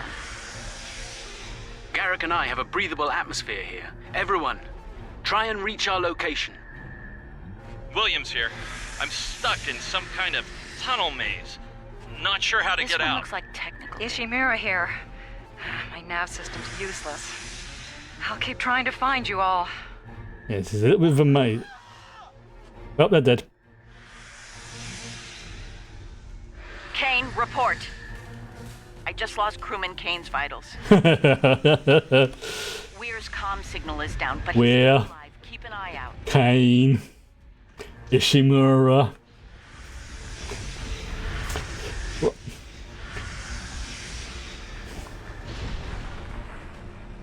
So, yeah, those are all names that are featured in very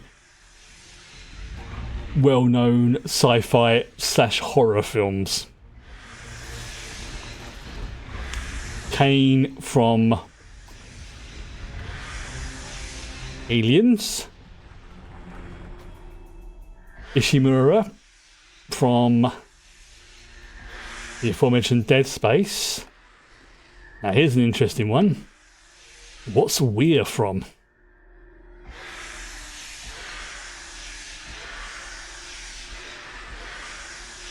I'll give you a clue. One of my favourite sci-fi horror films. Close, but the wrong Weir, though. It's a horror. These are all sci-fi horror references.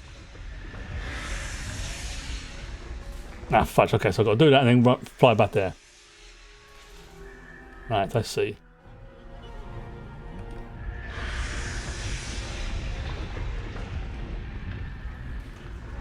There we go. Door closes. That's a pickle. Correct. It is Event Horizon. It was played by the most excellent Sam Neill. Dr. Weir, the dude who basically designed, created, whatever you want to call it, the Event Horizon. We're picking up some interesting tech on sensors. Very good film. Interesting. Horror film though, so not for everybody. Most of it predates the Federation by several centuries. Are you reading those energy patterns on the other side of that opening? They're far more intricate than the others we've seen. We think there's some kind of ship ahead of you. It shows signs of... If we go in there, it's the freaking Event Horizon. Nope. Interesting. There are large gaps in tech level between each section of the facility. It's as if the Herc learn as they hibernate. They wake up with 1,000 years of advancements at hand and get ready to work. And this console looks like it can operate the door here. Here we go.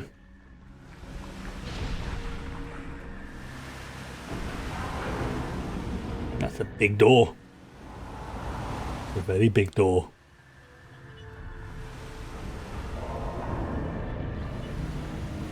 Yeah, one of the reasons why I like Event Horizon, because it's basically a 40k film. It's like humanity's first journey into the warp without yellow fields. And yes, I did just see something run across there in the distance.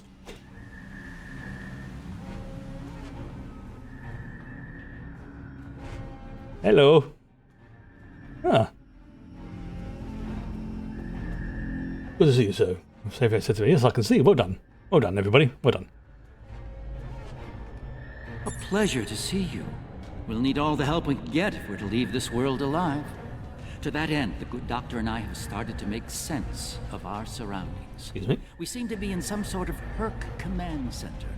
From here, we can begin to restore power in critical systems. Herc technology is driven by electromagnetic manipulation of morphogenic crystals. Of course. Doors, life support, everything, even their central computer. If we can find the right crystals, I can bring things back online. We can look for information on Herc biology within their data system. We might even find a cure here. I found a little information. This planet used to be rich in a type of fungus. It thrived in the harshest of environments, even areas high in pulsar radiation. It used to be a staple of the Herc diet until it disappeared from the ecosystem. Without it, the Herc began to suffer from a severe type of malnutrition. It led to a number of neurological disorders, many of which we've seen firsthand. Didn't those logs in the Dominion lab say something about them deliberately manipulating them? Based on these readings, there should be more data storage units. Am I misremembering that? In this chamber. They're the ones by the door with the blue glow rods. One more thing. Some parts of the tunnel still have malfunctioning gravity systems. Lovely. You should be able to navigate through them, but the energy fields in there will nullify your weapons, so be careful. Noted. I mean, I'll do... Right.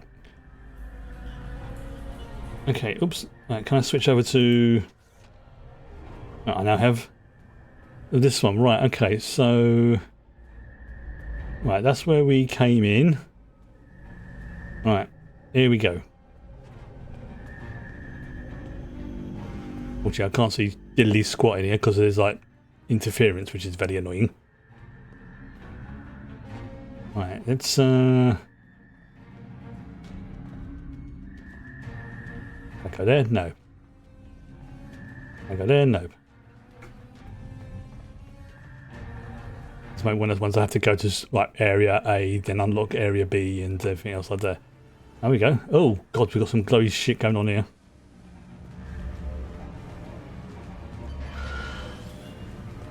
Oh, good. You made it. We were about to leave when... No! No! What's going on? Ishimura's vitals just flatlined.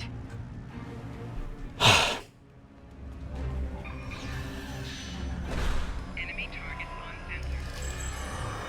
Spiking damage detected. Oh, fudge. One of your officers has arrived here. That's me. One of your officers has arrived here. Yeah, I know. Thank you, Garrick. It moved away from you and shrouded itself. Really? I really, Kira, thank you. Thank you for pointing out the obvious.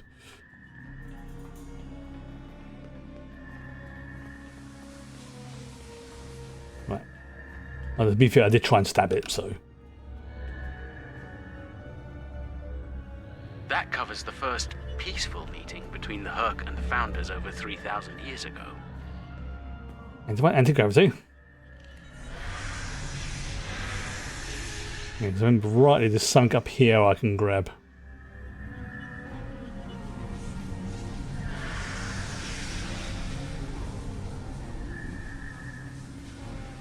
There we go. I can't remember exactly where it is, but I think there's something around here. It's like a little Easter egg. Yeah, see over there.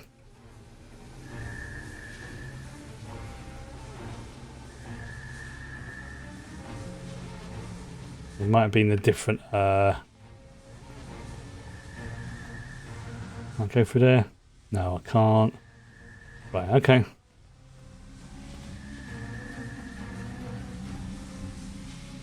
Drop down.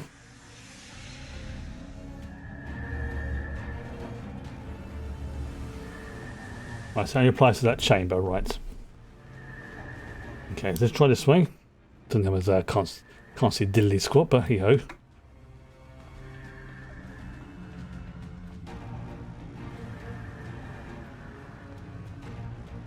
Right, there's another one. There's a weird, whatever that is. One of our dudes there.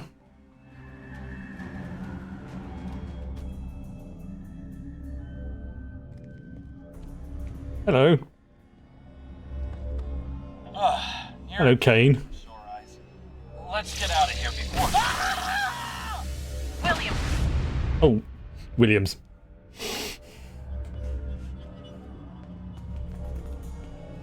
Ugh.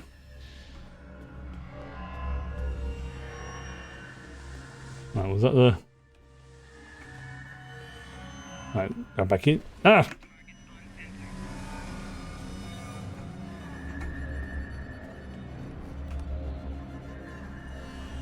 Oh, really?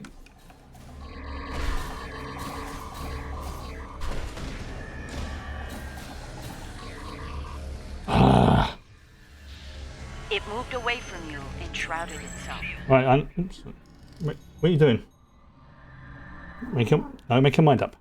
Send your officer to me so that I can address any injuries. No. I remember which way I went now. There we go. Right, that's. I think we got the storage crystal from there because it was over there. So come out of here.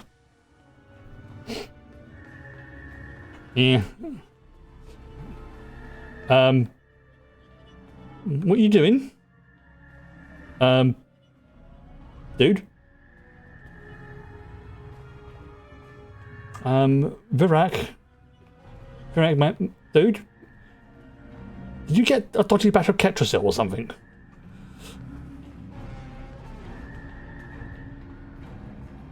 I think he did.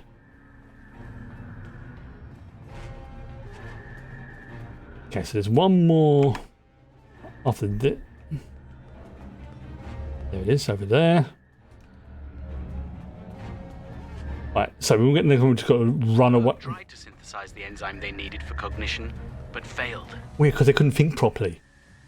Like, I need to make a drug that lets me think properly, but I can't think properly.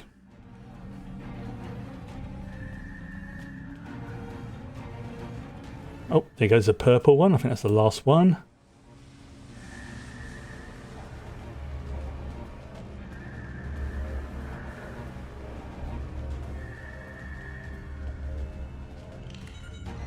Oh, Echo Ixtan is...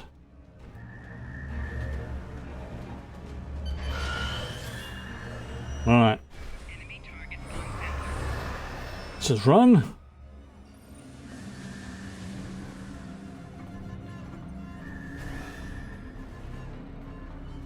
Alright, well, we can't go that way.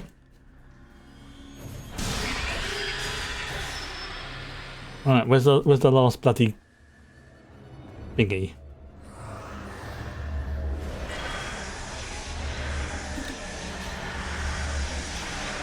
Okay.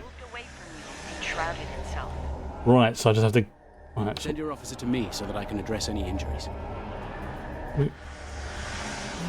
Right, where's that last freaking... Right, so it's not that way, I don't think. Oh, there we go.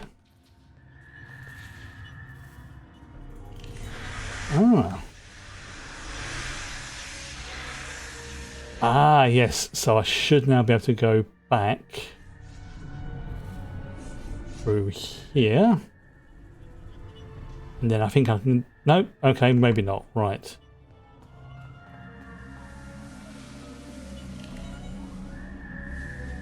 Alright, it's up there, fudge. Where's this last bloody thing?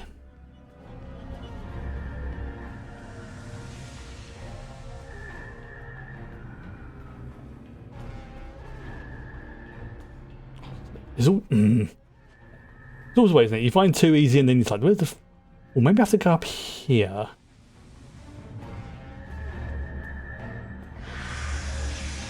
No? No, okay, maybe not. No, that's that.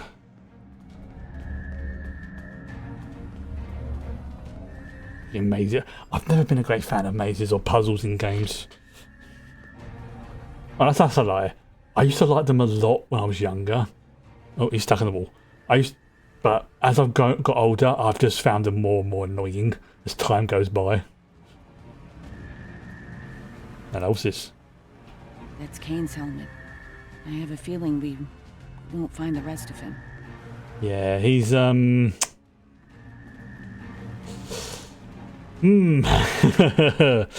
Yes, Kane is a nod towards John Hurt's character in Alien.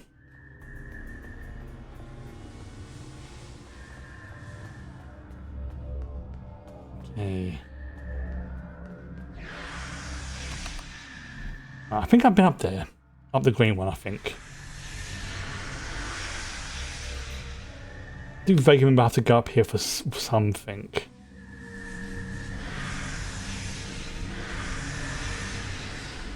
I'm trying to remember what though is the thing. Yeah. Yeah, see there we go. There's the last thing I need to get to. So try and remember how to get to it, that's the question.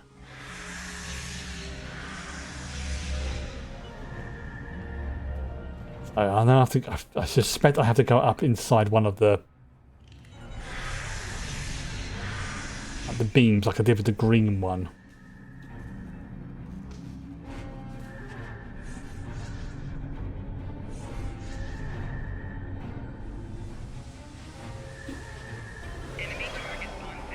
Fudge.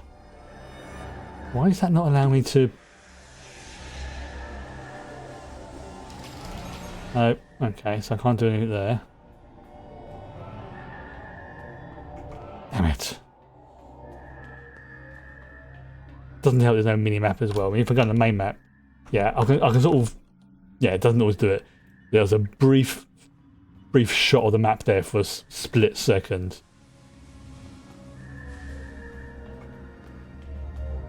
Right.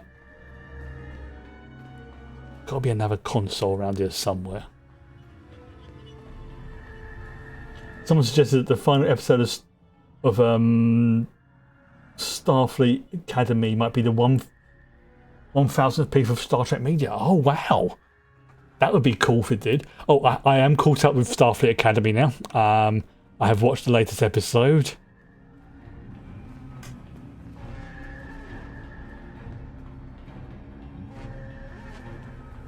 I'm not going to say any more because of spoilers. There was definitely a couple of scenes in it that made me just go, oh, in an adorable kind of way. Right, so nothing there. Right, so it's definitely this way. Okay, let's double check. Yeah, that was a... Oh kind of episode.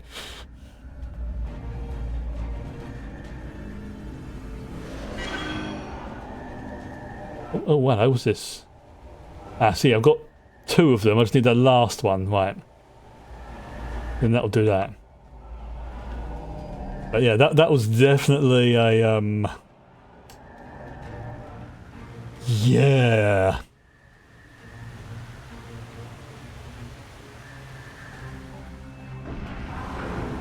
I was trying to remember what the guy's name is as well.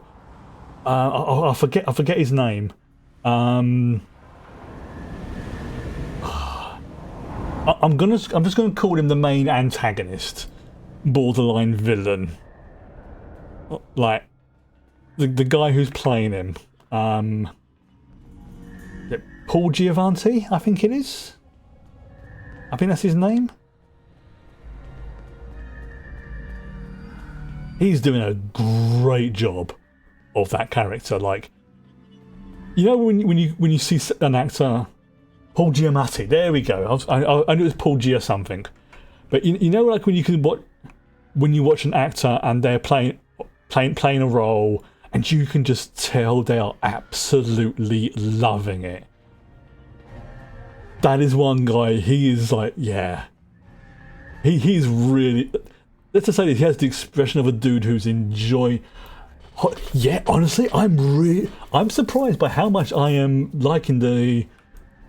I don't say relationship, but let's call it a dynamic between those two characters. And yeah, yeah. Like I say, all of the characters have grown on me. I am enjoying it more than I thought I was going to, which was quite surprising. Very much more surprising, right?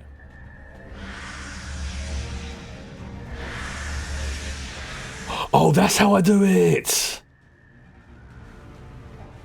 There we go, that's how I do it. Right, I don't need to turn off anti... Right. I knew there was a way I could do it. Right. Right, okay, I'm going to come back to that. Yeah, like I said, I am very much liking the dynamic between between those two characters. But before I go.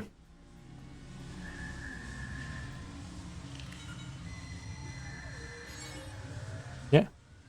Game over, man. Game over. Yeah, I would say probably my favourite two characters so far. The enzyme the Herc need is a precursor to Ketracel. Yeah, we go with that. But yeah, let's say, Laura, I'm going to keep calling her Laura. I shouldn't, but it's Laura, the Jem'Hadar, which is the reason why I'm playing a Jem'Hadar now, and Series Acclamation Mill, aka Sam. I'm very much liking the. Again, I've got to be careful so I don't spoil things. Let's just say something happened in the last episode. It moved away from you and which really made me smile with regards to Sam. And it was referenced, and it wasn't like one of those usual Star Trek things where something happens and then it's not addressed ever again. It's addressed and I have a nod towards it in the next episode, and was just like, yeah, that feels good. That's the stuff that's what I'm here for.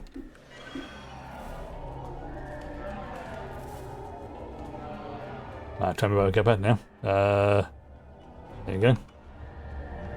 Yeah, honestly, I am very much liking all of the characters, all of them. It's that they're doing some. Whilst obviously it's set in the main era of Discovery, I think the only thing I did, yeah, it works. I think my only real issue with Discovery, and I don't hate it, but my biggest issue with it was that they focused too much towards one character. Like, Star Trek has always been an ensemble show. Yes, you can have a main character, that's not a problem. But you should also be showing, like, the NPCs, what they're up to. Like the Klingon dude, with what's his name, Caleb, and the Betazoid girl, and other bits and pieces and stuff like that.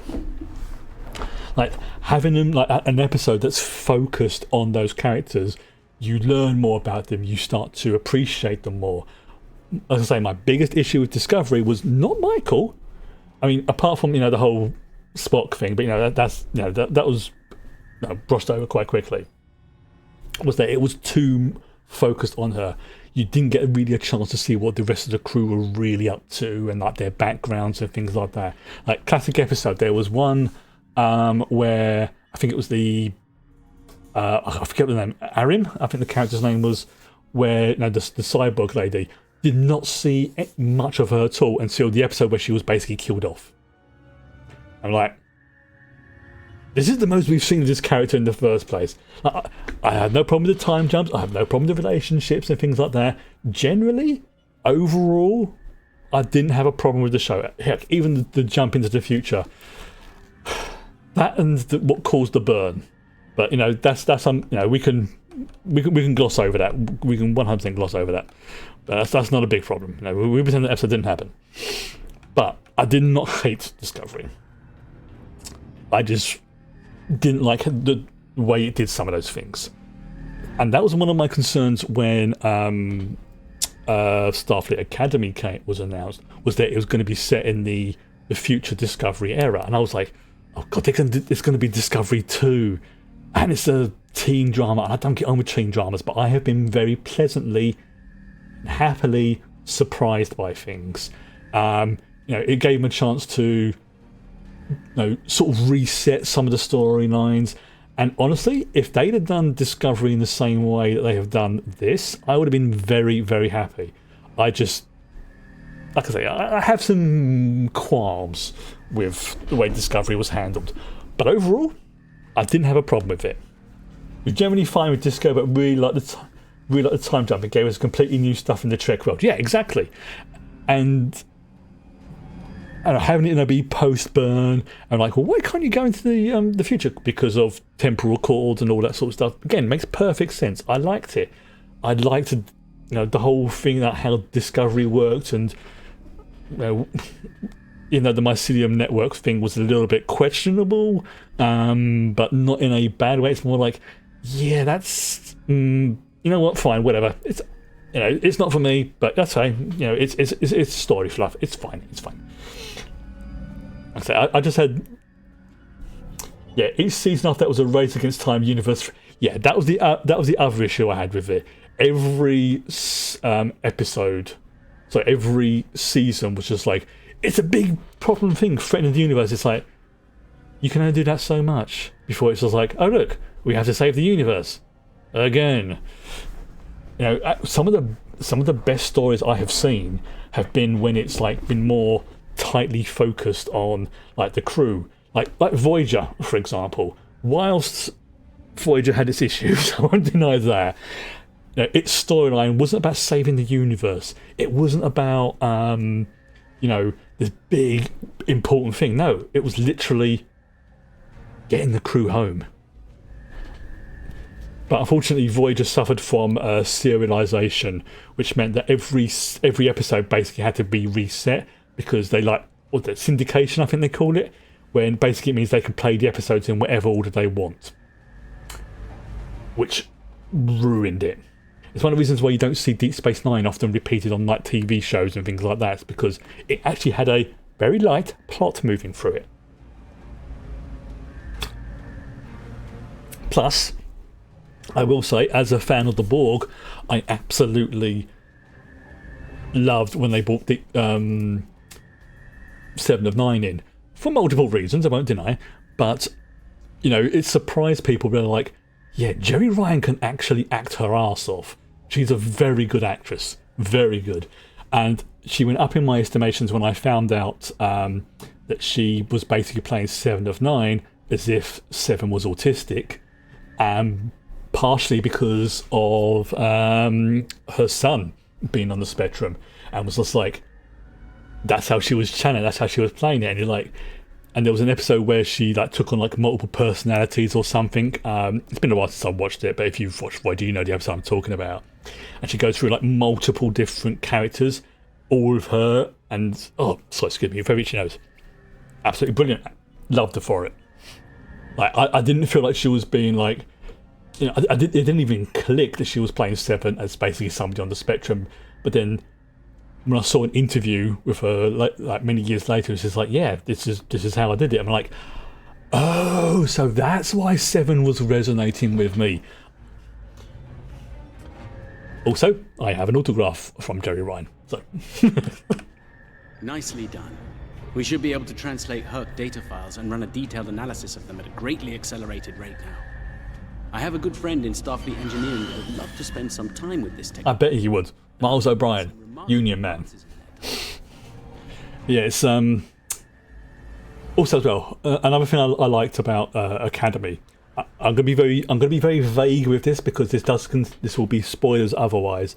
But something happens in a couple of episodes ago, and it's still referenced now. So it's like there is a kind of like a plot going through them, but it's more like it's not in your face, but it's like they're still dealing with the problems, let's just say, that 2 or 3 episodes ago happened. And again, little references and stuff here and there. It actually feels like there's like a plot. Yes, you have the incident of the week, shall we call it, but yeah, I'm very much liking the way Academy is going. Plus,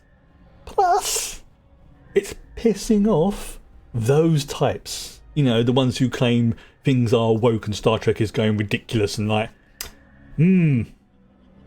like, yeah, you know, those types. The ones who I do not get on with. But anyway, blood pressure over. Focus on the game. Focus on the game. Ah, the first results are in. Excellent. I have access to a few critical systems, including gravity and power generation. Bringing them online now. That should make things go a little smoother. I'm getting some historical records now. Give me a moment to process it. This is not good. It's a record of the fall of the Herc civilization. The Garrett's looking at his watch going, what the hell's going on? For some reason, the Dominion removed the fungus from the ecosystem during the Herc hibernation cycle. Military conquest, most likely. This is what drove the Herc to madness. Right, so basically what the Dominion have done is, whilst the Herc was sleeping, snuck onto their homeworld and basically got rid of all their equivalent to coffee. So the Herc wake up, go for their morning brew, don't have any, have a caffeine headache, and go on a murderous rampage across the galaxy. Which is fair.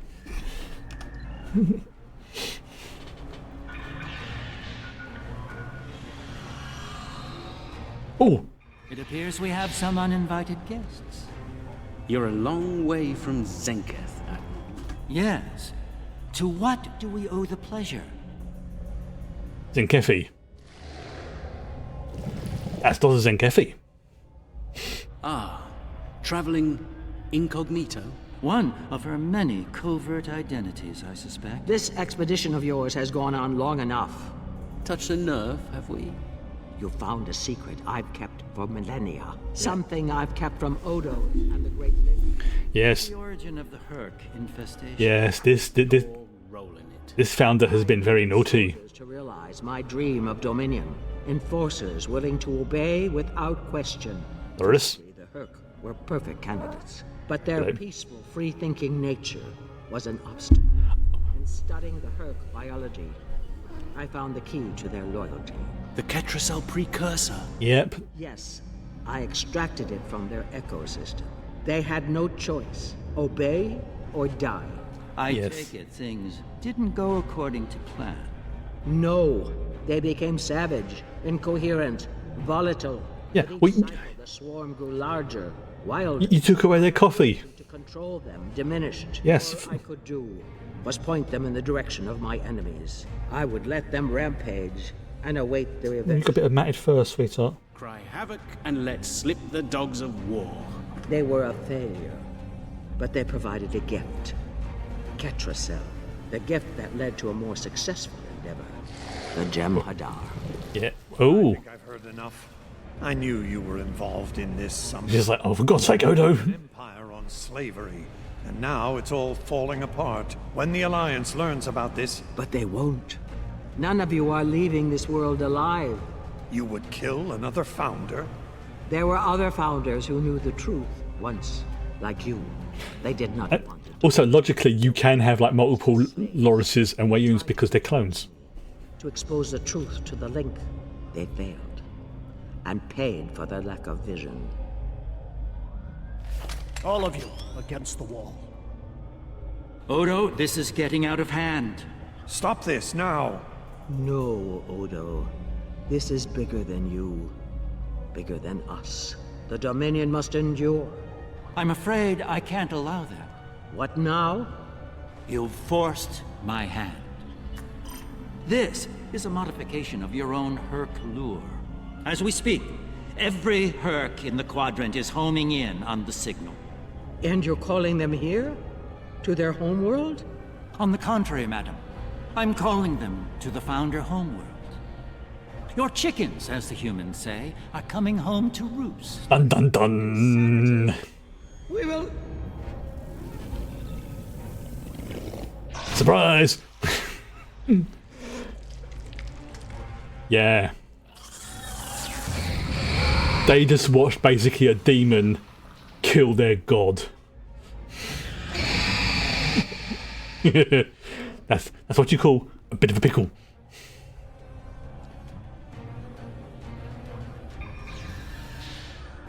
Yeah. Defeat the mutant.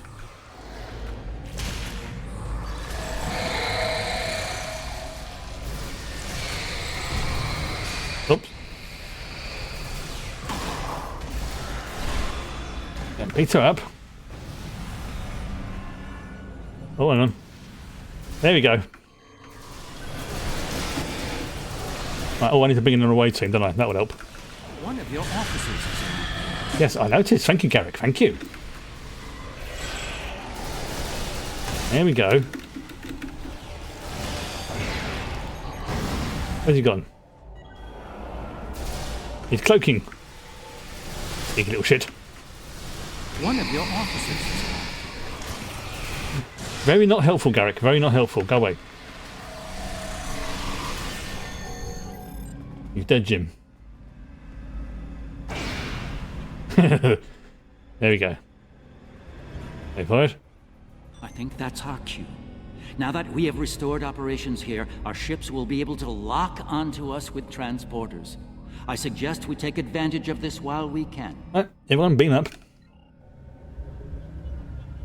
You did this? All of you? You killed a god? My god? My puny god. Gone forever. I loved her so. And now you'll pay the price. Guards! Enough, Wayoon. All of you stand down. No! You betrayed her! And the Dominion! I will carry out her final order! That founder is no more, Wayoon. This founder has given you an order, and you will obey. Thank you, Loris. He is no founder. She was a founder. He is a traitor. Guards! Shoot to kill! All of them! Delay that order. Even the Jem'Hadar going, what? We do not serve you, Vorta. Where this founder leads, we will follow. Thank you, my friend. Fine. Then I'll do it myself. Yeah, it's like, he's been what... Him goes just like, yes. To attend to. You know that Jem'Hadar's wanted to do that for such a long time. Like, and I'll do it again.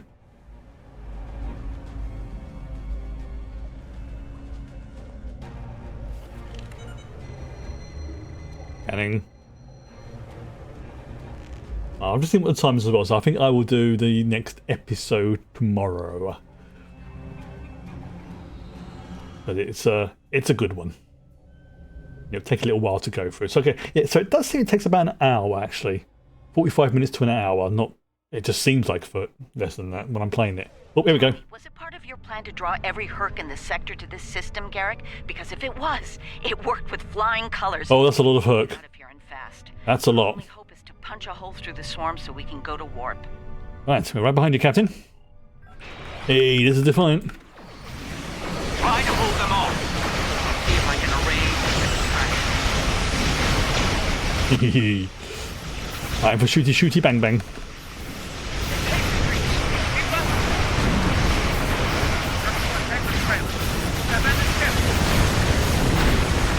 I love the ship combat in this.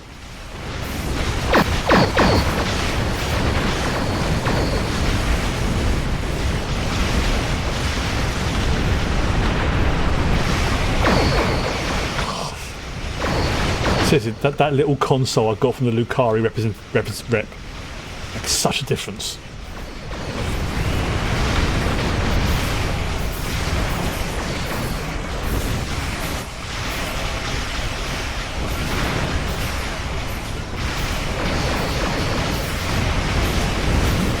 I'm just shooting at anything really.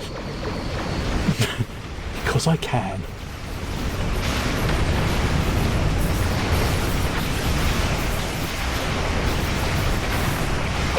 And it's just so much fun to do so.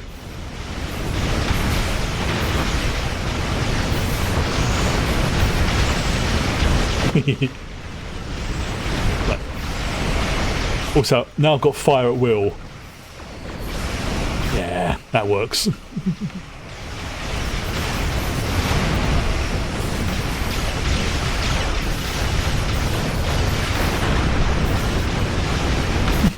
So just like flying around, blowing stuff up.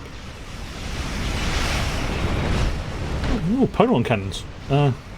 Basic grade tier. So when the beams look like they're going absolutely haywire, that's fire at will. Because that's literally what it does. It's like, pick a target, fire at it.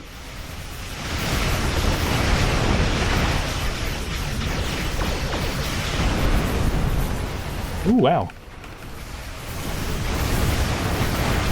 Nice bit of loot there. Butt torpedoes. They're breaking off. No, this one isn't. This one's breaking up. They've received a signal. They're heading for the founder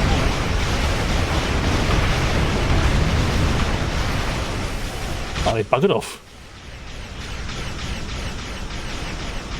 You little defiant over there. Oh, my wingman's still shooting. I think we're in the clear. The Herc have departed for the founder homeworld. It will take them some time to reach it, even at maximum warp. We should make the most of that time and bring an end to this madness. The information that the good doctor found should do just that. For now, let's return to our respective fleets and prepare for the next and hopefully final steps of this journey. Thanks to Garrick, my homeworld is under siege. I realize there's not a lot of love lost to the Founders these days. Wonder why. But if the center of the Dominion falls to the Herc, the rest of the galaxy will soon follow suit. I mean, you've got a point, though. If you're willing to stand with us one last time, assemble your forces and rendezvous with my fleet in the Gamma Quadrant. I hope to see you there before it's too late for all of us.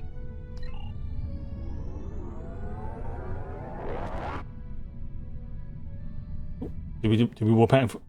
To be continued. Dun dun dun. Yeah. The next episode home is, I say, it's pretty good. So I'll be doing that one tomorrow because it will take about the same amount of time, about an hour. It's one I will probably replay off stream a few times because I want the different rewards that it gives. There we go. There's a certain poetic symmetry at play here. The Dominion are about to receive their comeuppance from one of the many species they've abused. Regrettably, we Cardassians have some experience in such matters. Of course, our work is just beginning.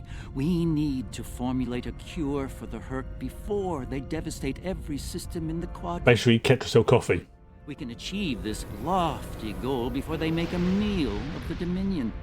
And again, science is often a lengthy, perilous process.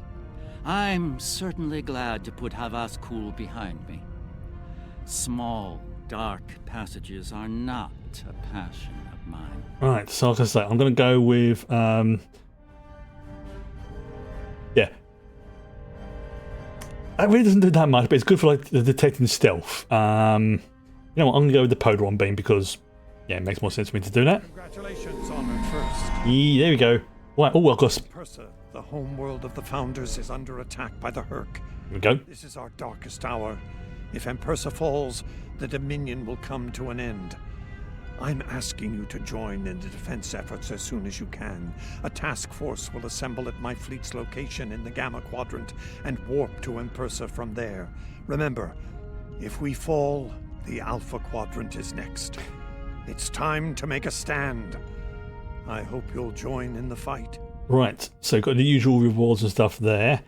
But these weapons, these things here, the morphogenic stuff is really freaking good for a Polaron build because they're all like the torpedo, the matrix, so like 15% weapon damage, like 20% Polaron damage. Now this is a spicy one. The morphogenic Polaron energy weapon. This, if I remember correctly, functions effectively as both a turret, a cannon, and a beam.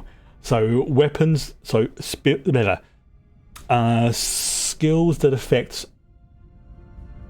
basically affect one of them, like cannons, will affect this. If it's a beam, it will affect this. So the question on this is this decided: do I go for the torpedo, the console, or the weapon? I'm tempted to go towards that, because the other thing as well is if you get all three of them, you notice there, they give a set bonuses, and quite often those set bonuses are pretty good. Not all of them, but it's if you're going for like a theme build like I am. Yeah, so the question is going to become which one of these, because because the build I'm going for, all Dominion focused and Polaron focused, I kind of need to play this mission 4 times to get that, and that, because that will probably be the last one I'll get though. But so you consider that, right? If I attack ships in the rear 90-degree arc, it's basically the back attack, if you pardon the expression, then it does 15% more damage. Plus, my weapons drain less power when they fire, which also means I can fire them at full power more often. So you notice like these, every time I fire, this drops, and once it goes over those certain level, it basically I do slightly less damage. But when it's above a certain level, I do more damage. But the question then becomes, I mean, okay, so if you look at that one there, that torpedo does 551 Polaron damage. If we look at this, at the ferocity, you can see I have 650 kinetic damage.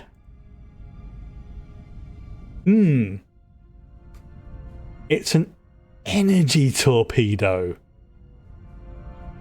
Yeah, because it's like, which one of these do I go for? That's the question. If you look, that has a 360-degree targeting arc, and yes, it does have slightly less damage, but it also has other things to make up for it. So the question again, which one do I go for? I'm honestly probably going to go for the torpedo to begin with, because as you can see, I have 2 quantum torpedoes. I'll probably go for this. I'm going to accept this now. If you'll excuse me. Yes, thank you, Vala. But then what I'll do is tomorrow we'll be playing this, playing the next mission. We'll be playing home, and I say it's a good one. It's a good mission. I like it. So I don't mind replaying it a few times off stream to get the. I know, I love you too, sweet. I know, I love you too. I don't mind playing off stream a few times to get those extra things. So I could just spam through the chat logs and whatnot, blah, blah, blah, blah, blah. Right, okay, someone's getting grumpy. I know, and getting quite demanding. So, yes, he's getting very... Yeah, stop it, calm down, calm down. So yes, going to be doing this tomorrow. And that'll be the end of the Gamma arc. But then, like I said, the next one is... If I look at the events... you know what? Yeah, like I said, I'm going to do Future Proof. I'm going to go through do all of these, and then once I get to the end of Kings and Queens, which is the one with Ezri, then I will go back and do the Iconian War, because I'll say I really like that one. Yesterday's War and the other ones aren't bad. I mean, some of the episodes in it are a bit but they're not horrible. I've just done them so many times, I'm kind of burnt out on them. But the Iconian War, I really like the Iconian War, because you get to see Takeda. Well, let's just say this delves very much into the lore of the Iconians, and I friggin' enjoy that. So yeah, I will be back tomorrow, and well, let's give me someone sitting on my hand. I know. Hold on. I love you too. Yes, I know. Sorry, somebody wants to... What? You want to say goodnight to everybody? Or are you just going to sit there? She's just going to sit there. Nighty night.